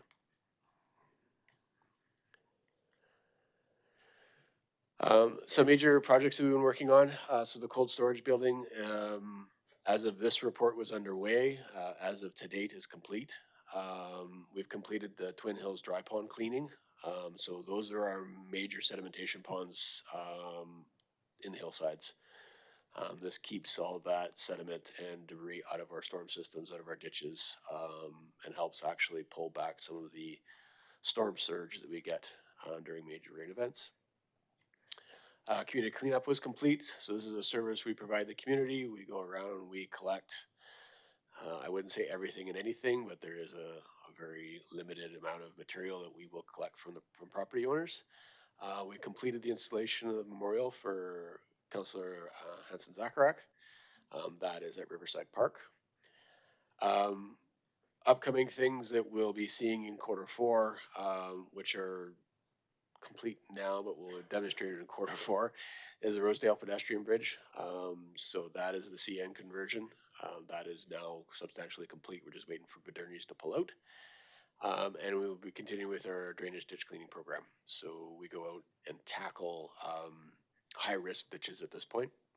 So right now you'll see our excavator sitting on the side of the highway in front of Walmart. That is our contracted excavator who has done ditch cleaning for us. So we've picked some of our high concern areas. And again, this is another one of those programs that need to be developed over time. Our municipal airport. Okay, I'm not talking fast enough. So here's a snapshot of our municipal airport. So our major revenue source of the municipal airport is fuel sales. So we provide right now avgas to the aviation community.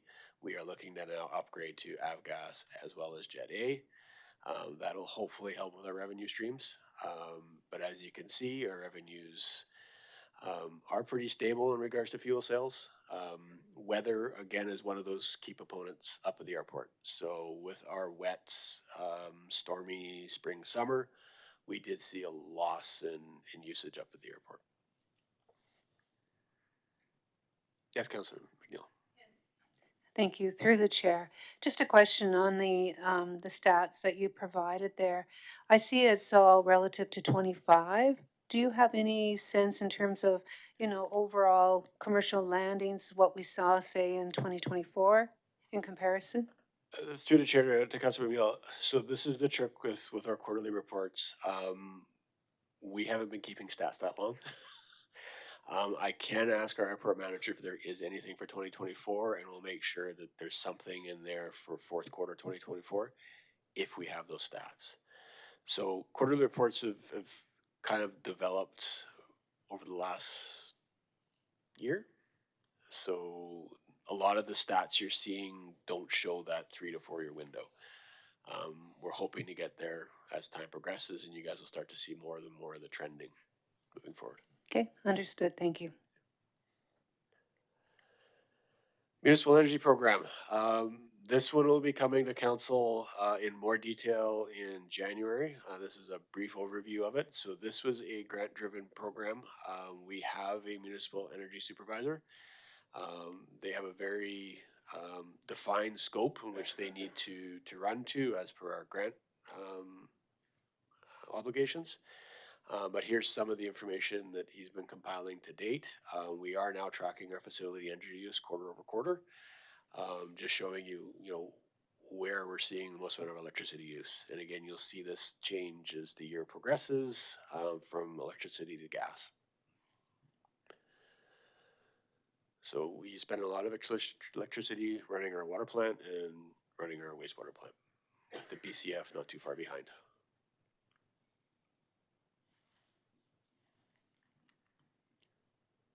So here's the natural gas. So again, Aquaplex is a big user. Those are for the boilers to heat the pool. Water treatment's also a fairly large user, and that's heating. So again, you'll see this vary as the temperatures swing, and as fourth quarter comes in, you'll start to see these move around again. Mr. Yes, Brownstein, Mr. Kibel. can you tell me what the yellow and the black lines are?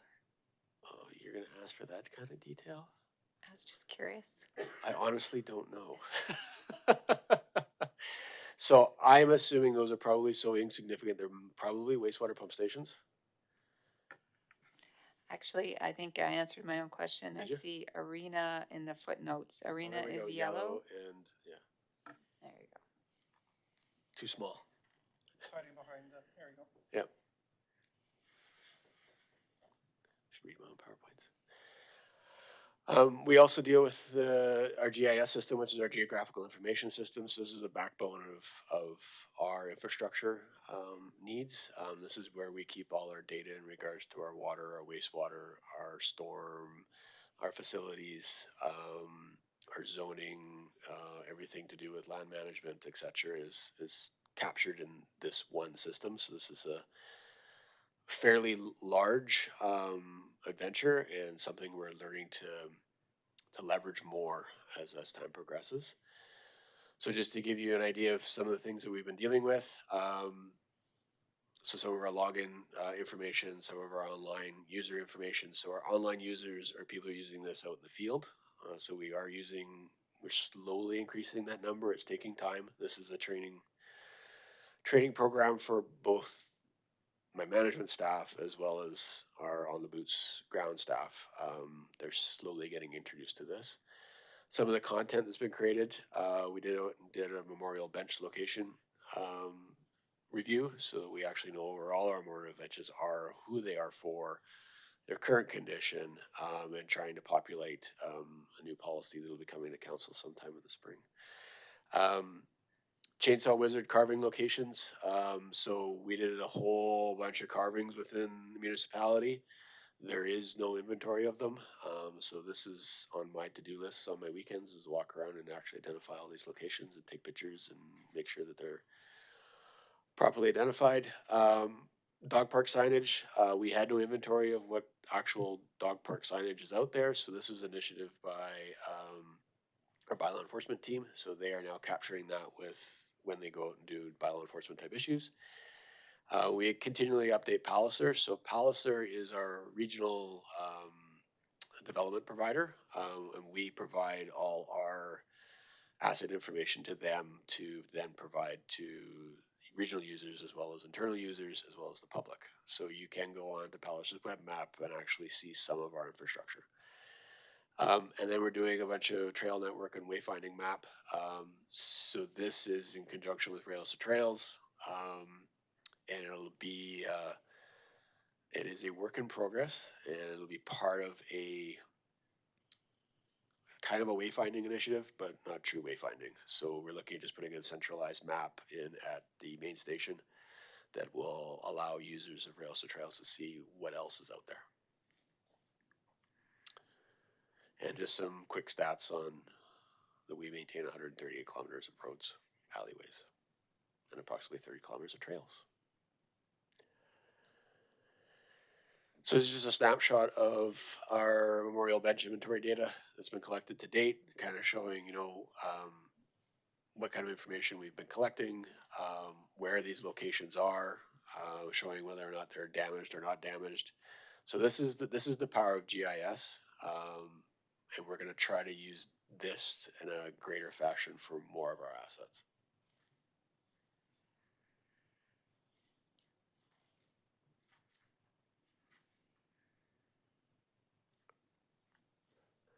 And last but not least, capital projects. And you still got to talk to me for another 3 more staff reports. So capital projects. So this is our most, I would say, most intense department. This has got the high value projects. Currently, we have a total of 67 capital projects, 50 under general and 17 under utilities, which encompasses of a $15.3 million capital program. It's a fairly significant capital program, but not where it may end up down the road. So capital funding infrastructure. So infrastructure alone is basically dealing with $10 million worth of capital. So that other 5.3 million is starting to venture out into parks. I wouldn't say parks and rec, but facilities and that kind of stuff. So there's a lot of capital programs that aren't generally related to infrastructure directly, but we support those capital programs. Contract agreements. So these are crucial in regards to our capital program, to making sure that there are objectives set for contractors to meet. So we've done 8 new contractual agreements,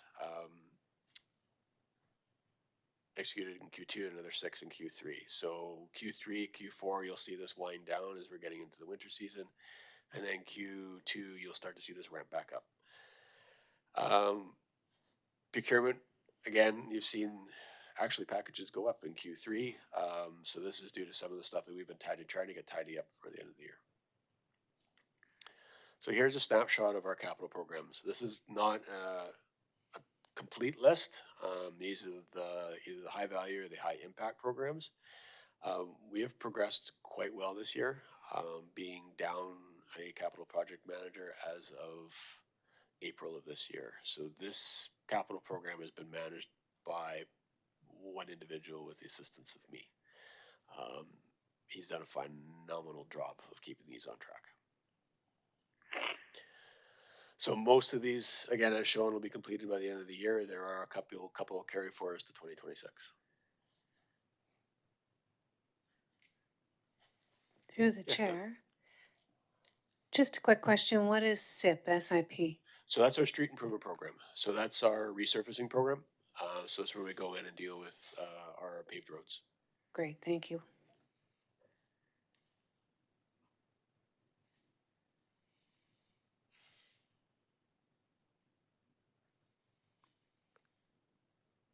And yes, we are the budget heavy department.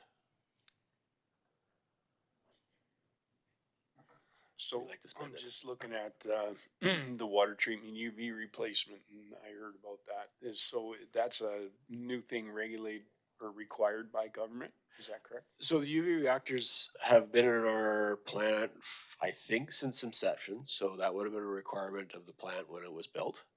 The reactors that are being replaced were becoming unserviceable. So we were having issues trying to find lamps. We were having issues trying to find maintenance bulbs, etc., maintenance sleeves. So came to realization that we couldn't service them anymore, so they had to be replaced. So these new reactors are a Canadian-based company, so they're out of Quebec. So parts and supplies are more readily available. So that's why that was brought into phase, is the fact we just couldn't maintain our current reactors. But yes, it is a requirement of our water treatment and our permitting. Okay, thank you. Yes, Councillor Rosiski. The Hoodoo parking lot redevelopment, is that just the planning of the Hoodoo site, or is that, are we not redoing kind of the whole shebang? So through the chair to Councillor Zariski, so that is just the design aspect of the Hoodoo parking lot. So this is to bring it to a shelf-ready project. Should the province fund the reconstruction of the Hoodoo parking lot. So this was at the request of Travel Alberta. They suggested we go down this path of actually trying to get that project shovel-ready, so that should the province bring that into their capital program, we would be ready to go.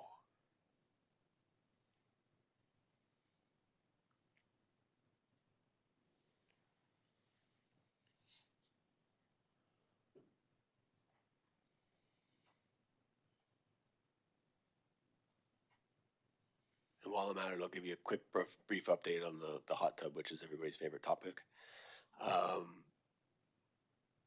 We have anticipated a bit of a delay on completion of that project. We've also encountered an operational issue with our sand filters. So with that, we're going to combine these last two projects into one final closure. We are going to only do it over 4 days. It's going to be in December, and everything will be completed. So we're going to do one final shutdown of the pool over a weekend, get our sand filters repaired, as well as finish the hot tub, which is the epoxy coating to the deck. That was wonderful news when we heard it. It's the gift that keeps on giving. Well, that's good news. What can you say, right? Any other questions of council? And just a quick snapshot of some of the stuff we've been doing. So you'll see the fuel farm, the old underground tanks are gone. The cold storage building at the yard, the hot tub is there. It's there. It just hasn't been 100%. And the addition of new blowers at our wastewater treatment plant, as well as the pedestrian bridge out in Rosedale.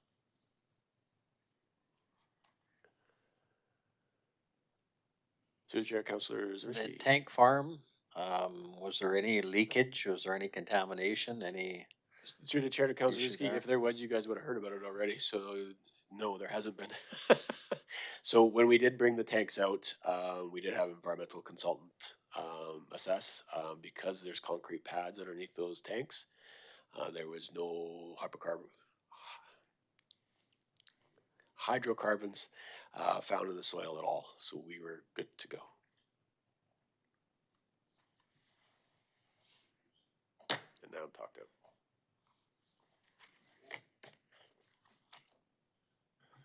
Okay, thank you, Mr. Bronstein. May I have a motion, please? Mr. Zritsky, or Councillor Zritsky? I move the council accepts as information the 2025 third quarter report from Infrastructure Services as presented. Can I have a seconder? Councillor McNeil, thank you. Any questions? Any other questions from council? No other questions? All right, all in favor then? Okay, carried. Okay, now we'll move on to item 7.5.2. Grant funding of municipal facility energy audits. And that's you again. Thank you, Worship, members of council. So as we just discussed, we do have an energy management program. This is part of that energy management program. So these are grant applications to complete some energy audits that were a requirement of our energy supervisor's grant for funding for his position, as well as some initial energy saving activities. So we're looking to apply to FCM for the Green Municipal Community Building Retrofit Program for $115,000, and this is to complete level 2 audits at these facilities listed here. So, for instance, the BCF Town Hall, the main fire hall, Public Works, the arena, Aquapex, and the RCMP detachment. So this would be the plan that now provides the details on how we go about seeing our energy efficiency come to realization and what the costs are associated with that. So when we talk about energy efficiency, it's not anything just from solar panels on the roof, but looking at our windows, looking at our door seals, looking at how we're operating our lighting within each one of our buildings. And these audits go into that detail to make sure that what we do is actually going to be achievable. And then the other one we're going after, which is for our water and wastewater treatment plant, is the Alberta Strategic Energy Management for Industry program. And you can see all the wonderful acronyms that are in here, and that's for $145,000. Just to let council know, these are 100% funding. There is no contribution from the municipality in regards to these two grant programs. So we would be looking at council support to go after these, realizing that there could potentially be financial impacts down the road. There are a couple of options before council. So the first option is that you move ahead with these grant applications as presented, or the other option is to actually put this back to us for more information and bring some additional grant funding opportunities to council in regards to getting these audits completed. Staff is recommending that we apply for these grants in their entirety, so we're looking at $115,000 and $45,000 to complete these facility reviews, hopefully in 2026.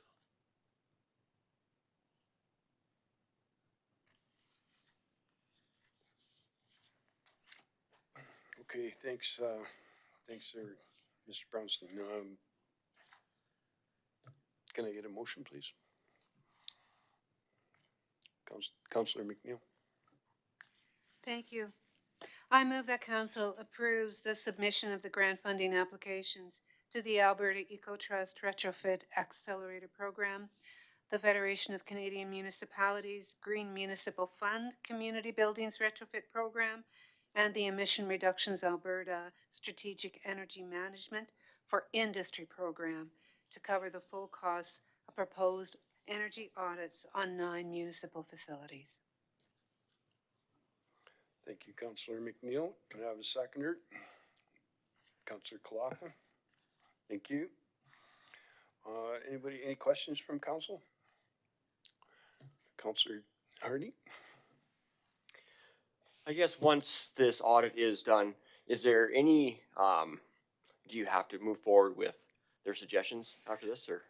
Through the chair to council, no, you do not have to move forward. But I just wanted to let council know that the idea is that you will move forward with something. But there is nothing stating that you have to move forward with their recommendations. So this is again one of those things that we can potentially, I don't want to say sit on a shelf, but will be there for planning purposes into the future. So if financial capacity is a concern, we look at, low hanging fruit to begin with, and then maybe in 5 years we look at, that larger solar panel for town hall, or we try to levy grant funding to make those happen. Oh, that's a good question. I was asking the same, thinking the same thing, because I've seen that where you're committed and you have to do a certain amount, right? So, no, that's good. It's good information. Any other questions? No other questions? Okay, we can have a vote. All in favor? Say aye. Okay, vote carried. Okay, so now we're on to odor review in Newcastle. So we move on to 7.5.3, phase 1 of odor review for Newcastle. And you're on again. Thank you, Your Worship, members of council. This is a report for information for council. So this was triggered due to some odor concerns raised by the Newcastle community. We went out and did some initial investigations in regards to the generation of odors and H2S in our sanitary sewer system. This is the beginning of a two-phase program. This one went in and we just did some data collection to see what may be contributing to generation of odor and H2S in our sanitary sewer system, with the emphasis on the Newcastle area.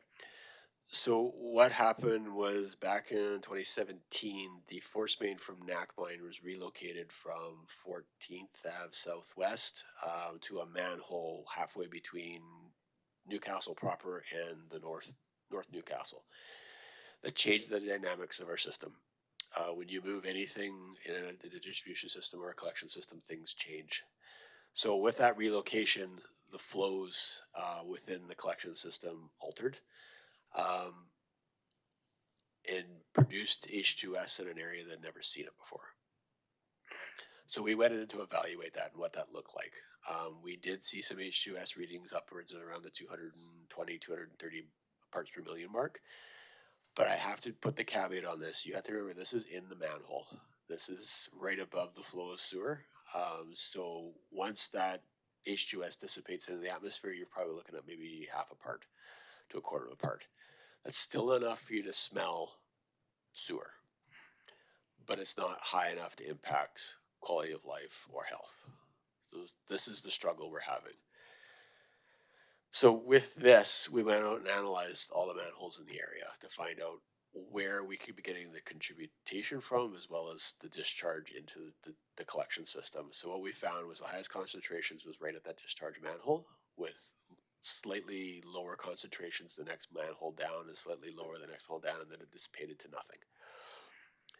The problem is that discharge manhole, when the winds are going just right, blows smell of sewer right into Newcastle. The next one down is more in a residential area, so it off gases, it goes into people's homes, people smell it. So what came out of this study is some recommendations from MPE in regards to potential mitigation. These are now going to be evaluated in greater depth by MPE and the costs associated with each one of these from both an operational perspective and a capital perspective. Some of these are operationally funding heavy, some of these are capital funding heavy. And depending on which avenue we decide to walk down and what recommendations we provide to council, we'll then start to drill into your capital program in regards to your sanitary sewer system. Newcastle's not the only place we have odor concerns in this community. So this may help guide us on how we can try to address it in other parts. So for instance, Schumacher's Corner, so 5th and Riverside, 19th Street, so out by Willow Point. All of these generate smell. That's indicative of sanitary sewer systems. It's not unusual, it's not unheard of, and it's usually the vein of most municipalities because one, it's hard to manage and hard to mitigate, and when you do mitigate it, it gets very expensive. But we'll do our best. So I just wanted to give you guys an update on where we are with that. There is a technical memo attached to this report. Feel free to read it. If you have any questions, please let me know. Or if you have any concerns, please let me know. This will be brought back to council sometime in Q2 in regards to the capital or operational impacts to having to address odor in the Newcastle area. Any questions?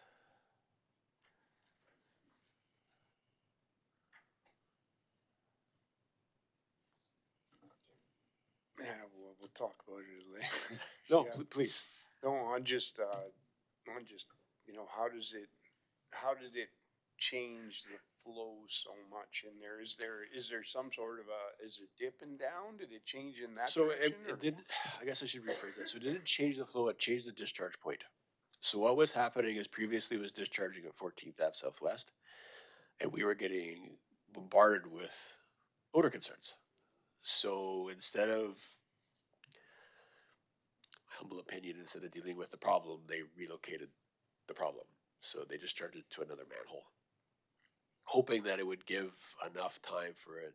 Again, the solution to pollute, or the solution to pollution is dilution. So we were hoping it would dilute enough before it got into the residential area. It did not. Just a point of information, Yeah. Your Worship, we should make a motion before we discuss.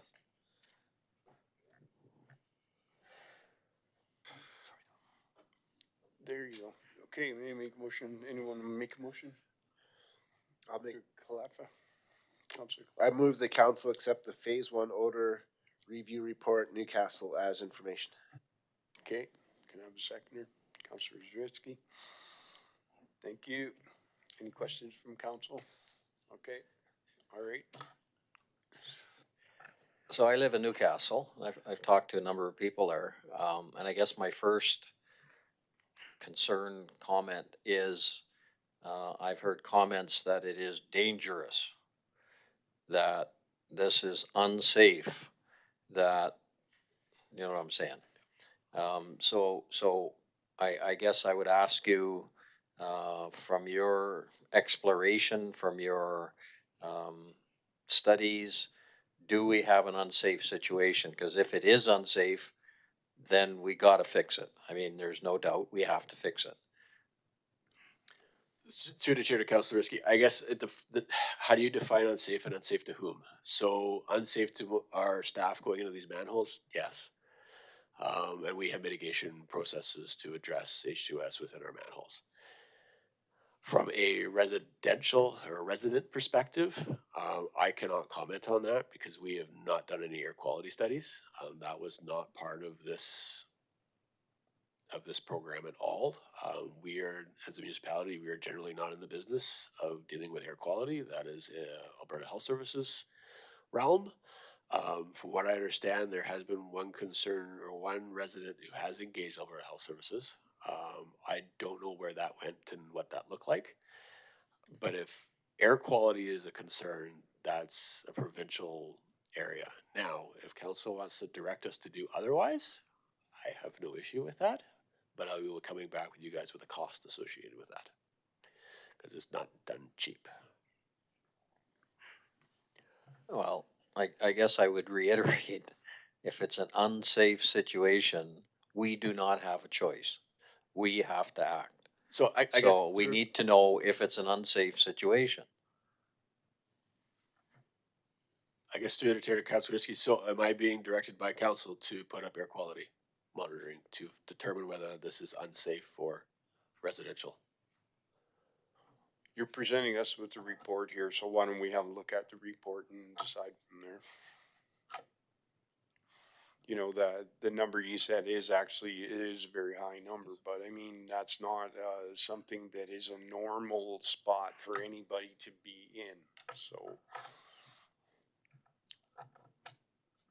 From the sound of it anyway. I don't know what the rest of the report, that's why I say you gotta have a look at that and have a know. So generally it was a couple of spikes within the system. So we saw a spike of 228, we saw a spike of, I think there was another spike of like 1 something. It wasn't a consistent number of H2S. Generally it sat around down the 3 to 4 parts per million.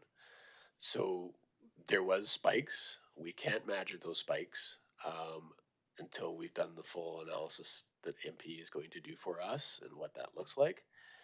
To be perfectly honest with council, it may take us 3 or 4 years of trial and error to get this right. Sanitary sewer is not an easy thing to deal with because it's constantly changing. It all depends on who's flushing what down the toilet, to be perfectly honest with you. So, am I assuming correct in that your staff wear personal monitors when they're working? Yes, so anytime that we do any confined space entry, we are doing gas detection. So at street level, they've received We've no warnings received from their nothing monitors. warnings when we were at street level. And the only time we've received anything is from the manhole itself. And the peak times are during the NAC mine lift station Discharge time, yes. discharge. Yep. Okay.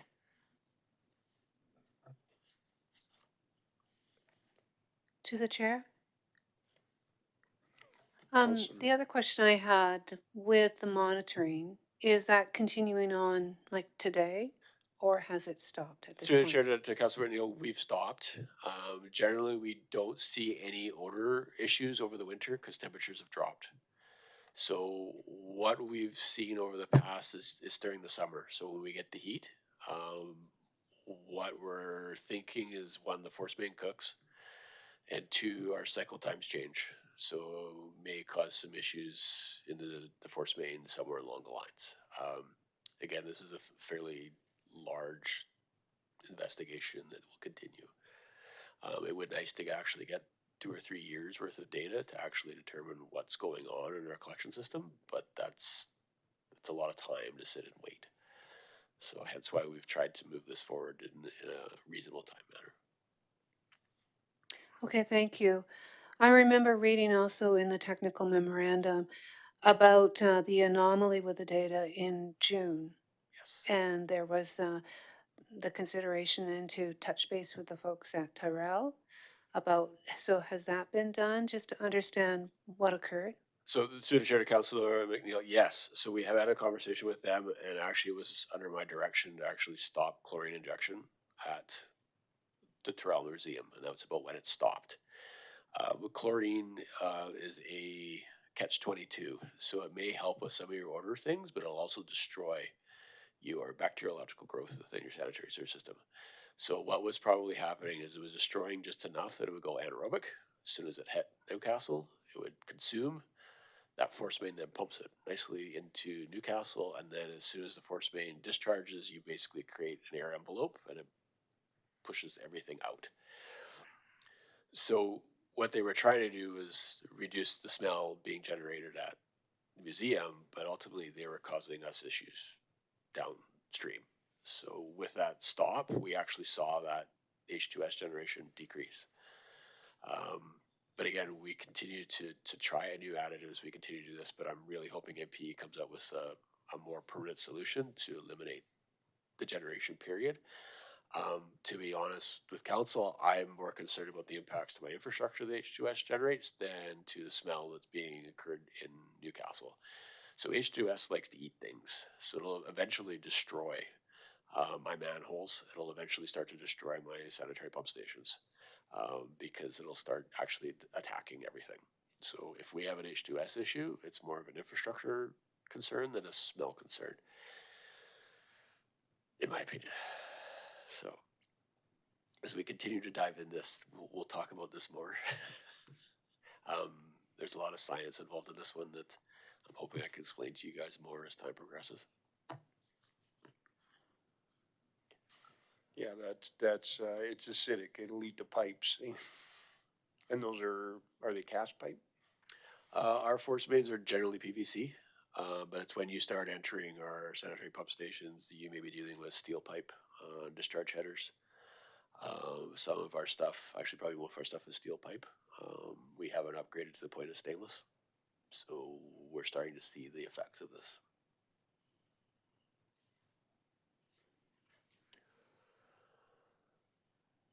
All right. So okay, thanks for that there, Jared, Mr. Bronston. Can I have a motion for that? Have we already done that? Okay, we're voting now. All right, so all right. Okay. All in favor to accept? Huh? Opposed? One opposed? Two opposed? Okay.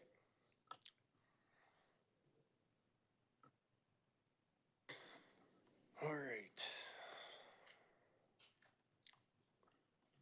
All right, so now we're back to the single axle dump truck additional funding. Is that where we're at here? Yes, thank you, Your Worship. This is the last report for me tonight. Can we just give you my money and I can go home? I'm just fine with that.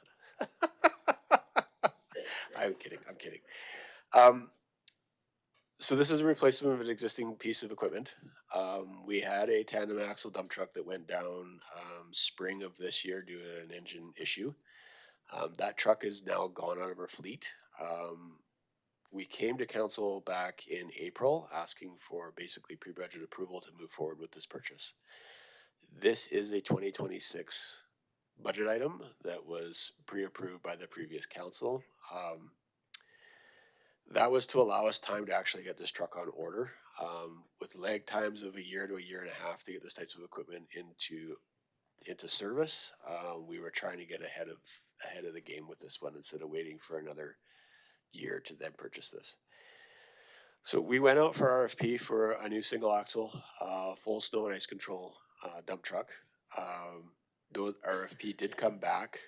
It came back at $406,000, which is only $6,000 over budget. Unfortunately, due to the current situation between Canada and the US and the tariffs that are being implemented, our supplier is not willing to guarantee the price of the cabin chassis. So until the cabin chassis is delivered to Canada, they will not guarantee the price. So if tariffs are in place or go up at any point, we are left holding that tariff cost. So what we're asking for council right now is for an additional $100,000 to mitigate that tariff cost for 2026. So this will be a 2026 project. This is a pre-approved 2026 project. This will now reduce your capital program in 2026 by $500,000, which is included in our capital program for 2026.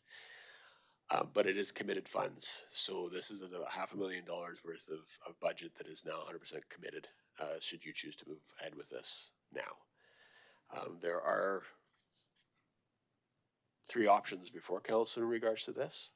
You can move ahead with the two motions that are within the RFD, which is staff's recommendations.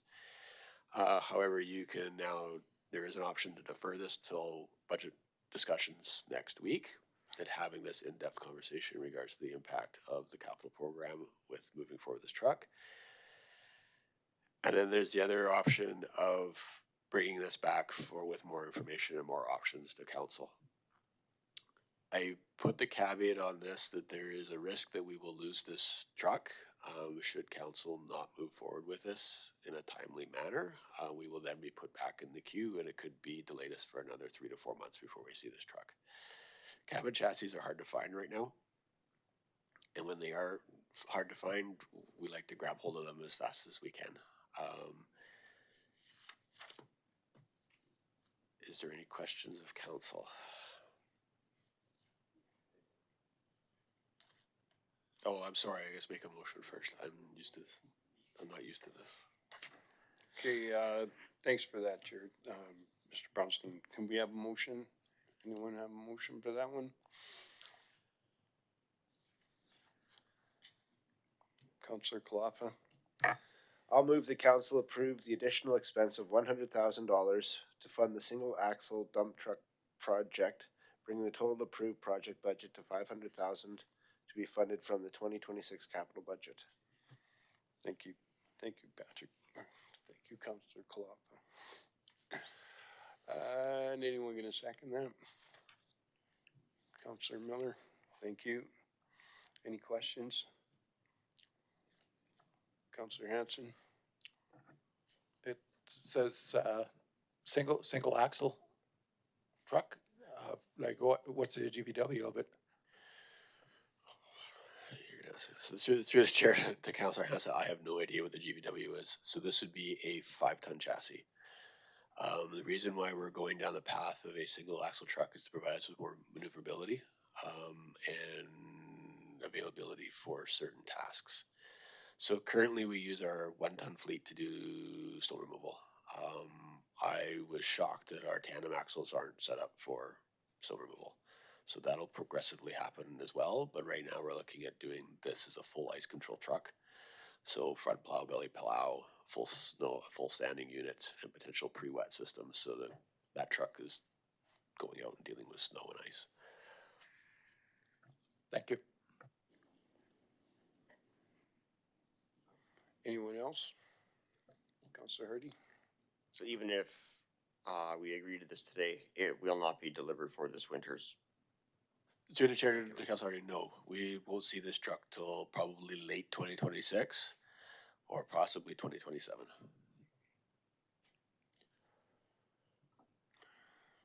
Councillor McNeil? Yes, through the chair, you also mentioned the fact that if a decision was made in a timely manner, so say within 2 weeks, would that be sufficient time to still be able to hold the order for this item?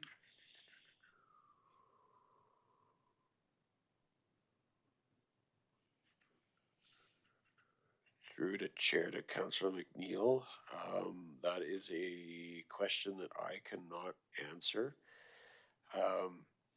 Seeing the fact that the RFP closed on October 9th, we're probably pretty close to our 30-day window in regards to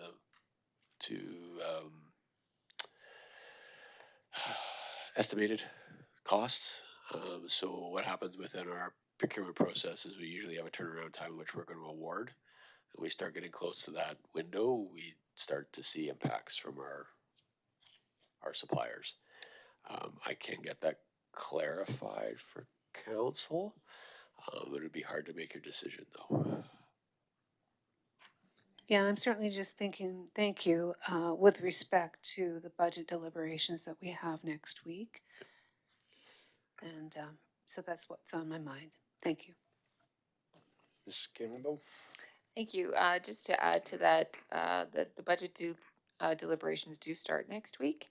However, by the time we actually get through to passing the budget, the soonest that motion could be made would be either the December 2nd meeting or the December 15th meeting. So the time is a bit farther than just 2 weeks. Thank you.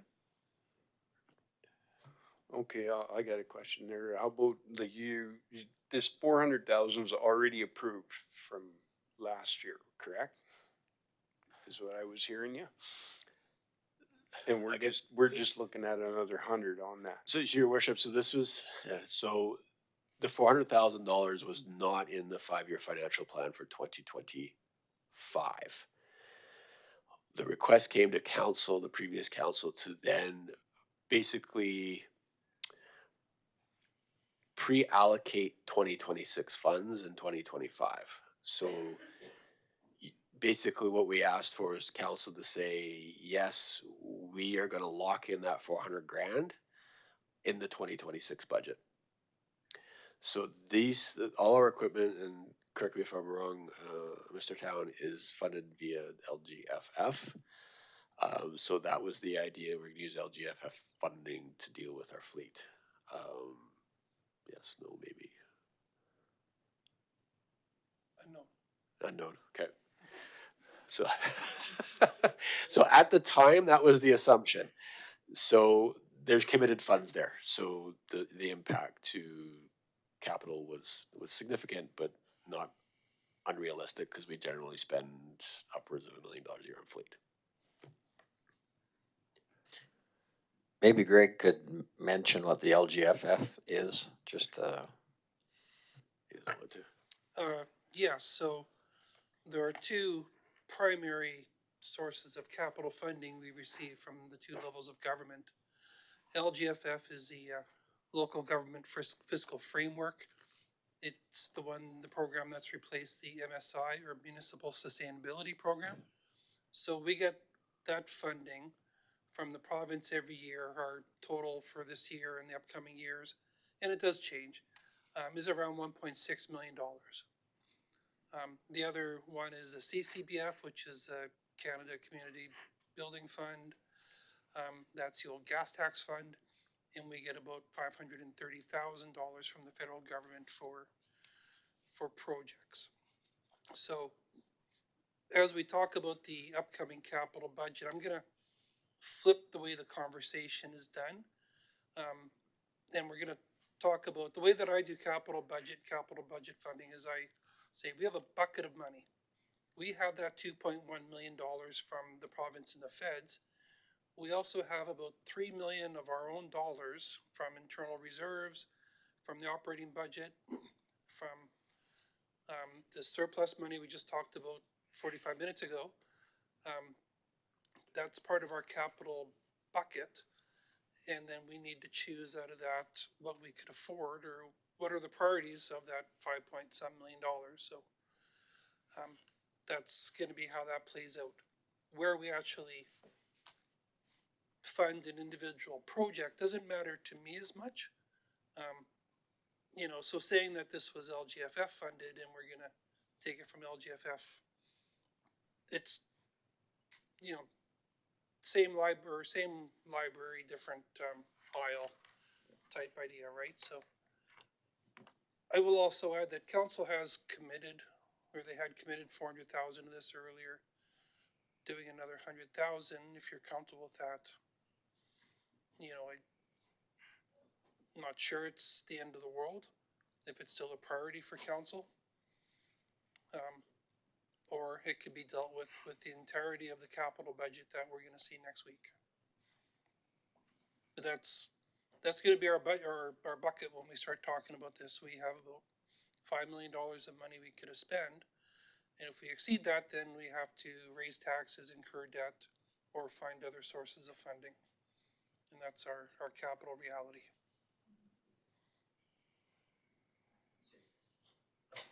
Councillor Miller? Just curious, so if our only single axle truck has recently been decommissioned, how are we going to get through this winter with cleaning the snow?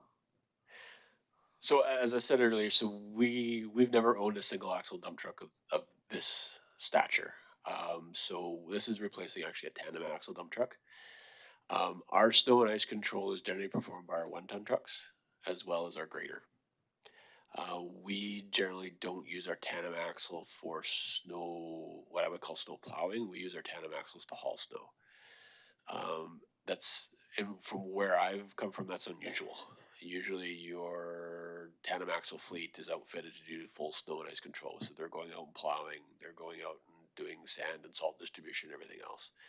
We dedicate our tandem axles for snow removal. So when we come in and do the downtown core, or we're doing other parking lots and we're actually picking up snow, that's what all our tandem axles are used for. This truck will not do that service. This truck will be used for snow and ice control, not for hauling snow. So this is kind of a switch up in our fleet. This is what we talked about earlier, trying to get the right pieces of equipment into our fleet to do the things we do and trying to diversify our fleet. So that's the reason why this one is being proposed. But I think that answered your question. It did, thank Okay. you. Has it been looked into whether this is something that we could lease? So that is a philosophy that is very dependent and a good question for council. So leasing has its advantages and its disadvantages. Generally, specialized equipment is hard to lease because it's outfitted in a certain manner. It has to be customized. There's certain hydraulics that have to go under these. So snow and ice control is a harder truck to lease. You can, but with leasing, instead of having a capital expense, there's an operating expense. So then how that veers into our operating program and our operating budget is I can't speak to that at this point. So there are options to lease. They're just harder to move down because you've got to find a leasing company that wants to deal with you in regards to this type of equipment. Generally, the specialized equipment is purchased. Okay, that's fair. That's what I was wondering about too. If it's something that we're going to use for such a short period of time every year, then maybe we can't So even. I guess I want to put the caveat on this. It won't just be used for snow and ice control. Oh. So this truck can then be used for hauling dirt, can be used for hauling material, can be used for dealing with vegetation control. It's a smaller truck. We would actually probably even use it more for excavation purposes because it's a smaller vehicle. We can get it into tighter places. So I'm not saying this truck is used only in the winter.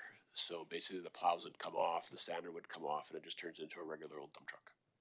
That's very good to know. Thank you. Councillor Hardy?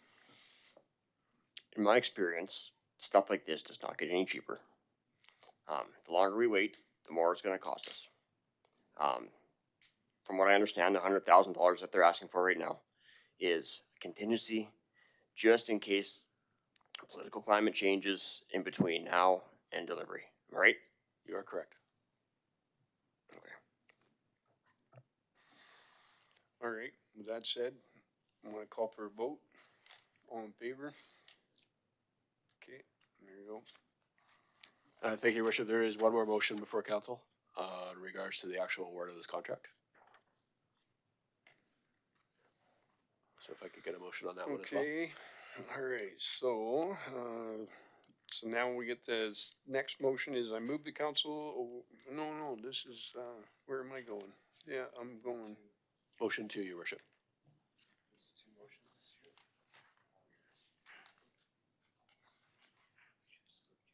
Oh, I don't care.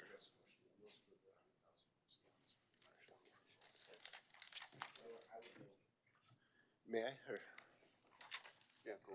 I'll make a motion that council award the request for proposal for the single axle dump truck project to Cubex Limited in the amount of $400,605.25, excluding GST levies and associated tariffs, to be funded from the 2026 capital budget. Have seconder Tom, Councilor Zaritsky. Any more discussion, any questions? I think we got them all done. All right, hearing none, all in favor? Oh, So did we shop around for this, or is this single source, or? So through the chair to Councilor Zisky, this is part of a competitive bid process. It went out for RFP. We did only get 2 submissions, and this was the highest ranked proponent of those 2 submissions.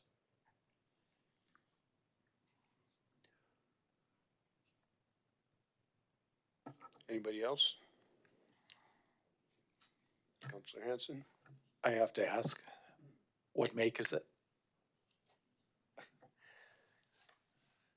If I remember correctly, I believe this is an international. Thank you.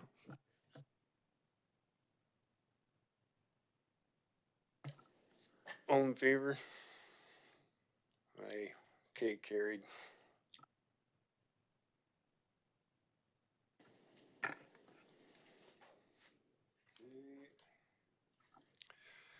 All right, now we'll move on to item 8.1.1, donation request from the Drumheller and District Fish and Game Association.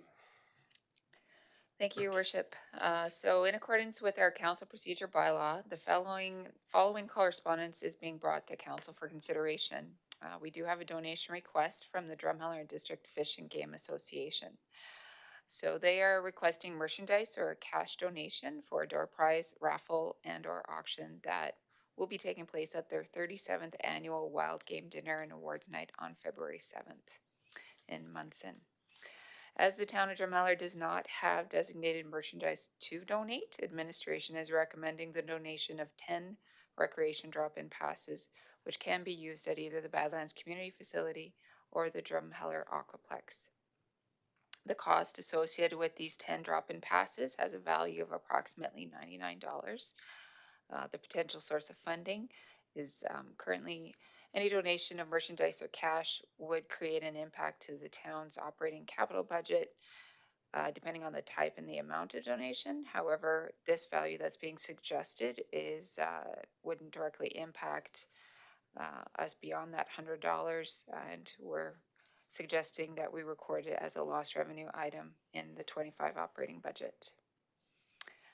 This, as far as our strategic policy alignment is concerned, the town does support nonprofit community organizations and our social services groups through in-kind support and through our community assistance grant program, as well as our FCSS grant programs. This is a bit of a deviation from our usual to actually provide actual donations, as merchandise is not something we've normally done in the past. However, that said, administration is recommending that council approves the donation of 10 recreation drop-in passes to the Drumheller and District Fish and Game Association for use at their 37th annual Wild Game Dinner and Awards Night. Thank you, Mrs. Campbell. We have a motion. Councillor Hardy. I move that council approves the donation of 10 recreation drop-in passes to the Drumheller and District Fish and Game Association for their use at their 37th annual Wild Game Dinner and Awards Night. Can I have a seconder? Councillor McNeil. Thank you. Any questions? Councillor Zaritsky. I guess I'm still not clear why they weren't directed to the community assistance grant application process. Thank you, Counselor. Currently, the allocated amount has been allocated. However, if we wanted to consider these passes as an in-kind donation instead of a financial support donation, that could be an option as well.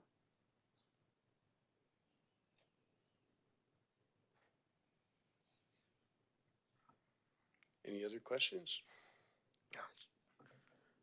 Does anyone know what's been done in years past? Because I know that the town has supported this organization before.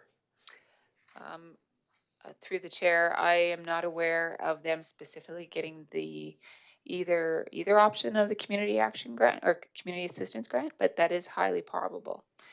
Most of the time, the financial supports that we do get for this grant program are for event type community events. So I can look into that. There is a bit of a window because it's not until February. So I can bring that back to council. This is during their major fundraiser event for the year, and they do send local kids to camp. They've made significant donations to like Badlands Search and Rescue and organizations like that. So it does benefit us somewhat directly as well. Councillor Zaritsky. Yes, no, I recognize it's a very valuable organization. The whole purpose of the community assistance grant, however, is that in the past, council would get 25 requests like this a year that would come to council meetings, and then we would debate them and talk about them and da-da-da. And so the reason that we came up with the community assistance grant was to basically get away from this, that it was a separate process administered by administration, and it wouldn't have to come to council. So I think considering this, we are, I think, opening the door a little bit to more requests, which is what we got in the past. And since we came up with the community assistance grant process, it has worked very well. And again, I'm not saying that this is not a valuable organization, a valuable thing, and that we shouldn't support it. I'm just saying that we used to get 20 and 30 of these a year. No, point taken. Thanks. You know, that might be something to direct them to. Could we do that with them? With this? Through the chair, we could direct them. I'll have to double check the policy just briefly to make sure that a donation of membership passes could be considered an in-kind donation instead of a financial contribution to it. I could see that. I could see that fitting the requirement. It doesn't necessarily have to be a services that's in kind. It could be a product potentially. So if council is good with using that as that sort of allocation, what I'll do is I'll go back to the association and ask them to submit the application to through the community assistance grant program for in-kind support for that amount. Okay. So that being said, if council would want to look at either proceeding and making carrying out a vote on the current motion on the floor, and then if it is if it's defeated, then I would suggest a second motion be brought forward that says that council accepts the presented council correspondence as information, and then I will proceed according to our discussion today. Councillor Zaritsky. I think if we just amended the motion slightly to say council approves the donation out of the community assistance grant of? Through the chair, I would not recommend that because the policy pretty much states that you have to go through an application process and submit the application.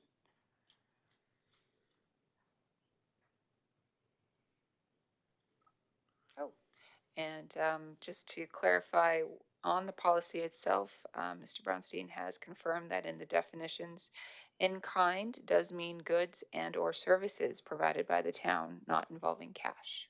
So it fits. All right, so,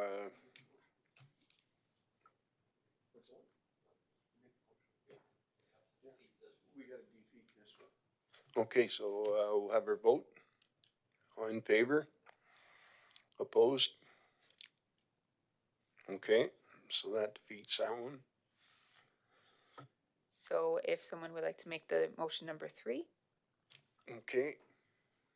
Councillor Klaffa, I move that council accepts the presented council correspondence as information. okay. Second it, Zursky, Councillor Zursky, all in favor? Okay. All right, that's done. All right, that brings us to the end of today's agenda. We have a motion to adjourn. What? Councillor McNeil?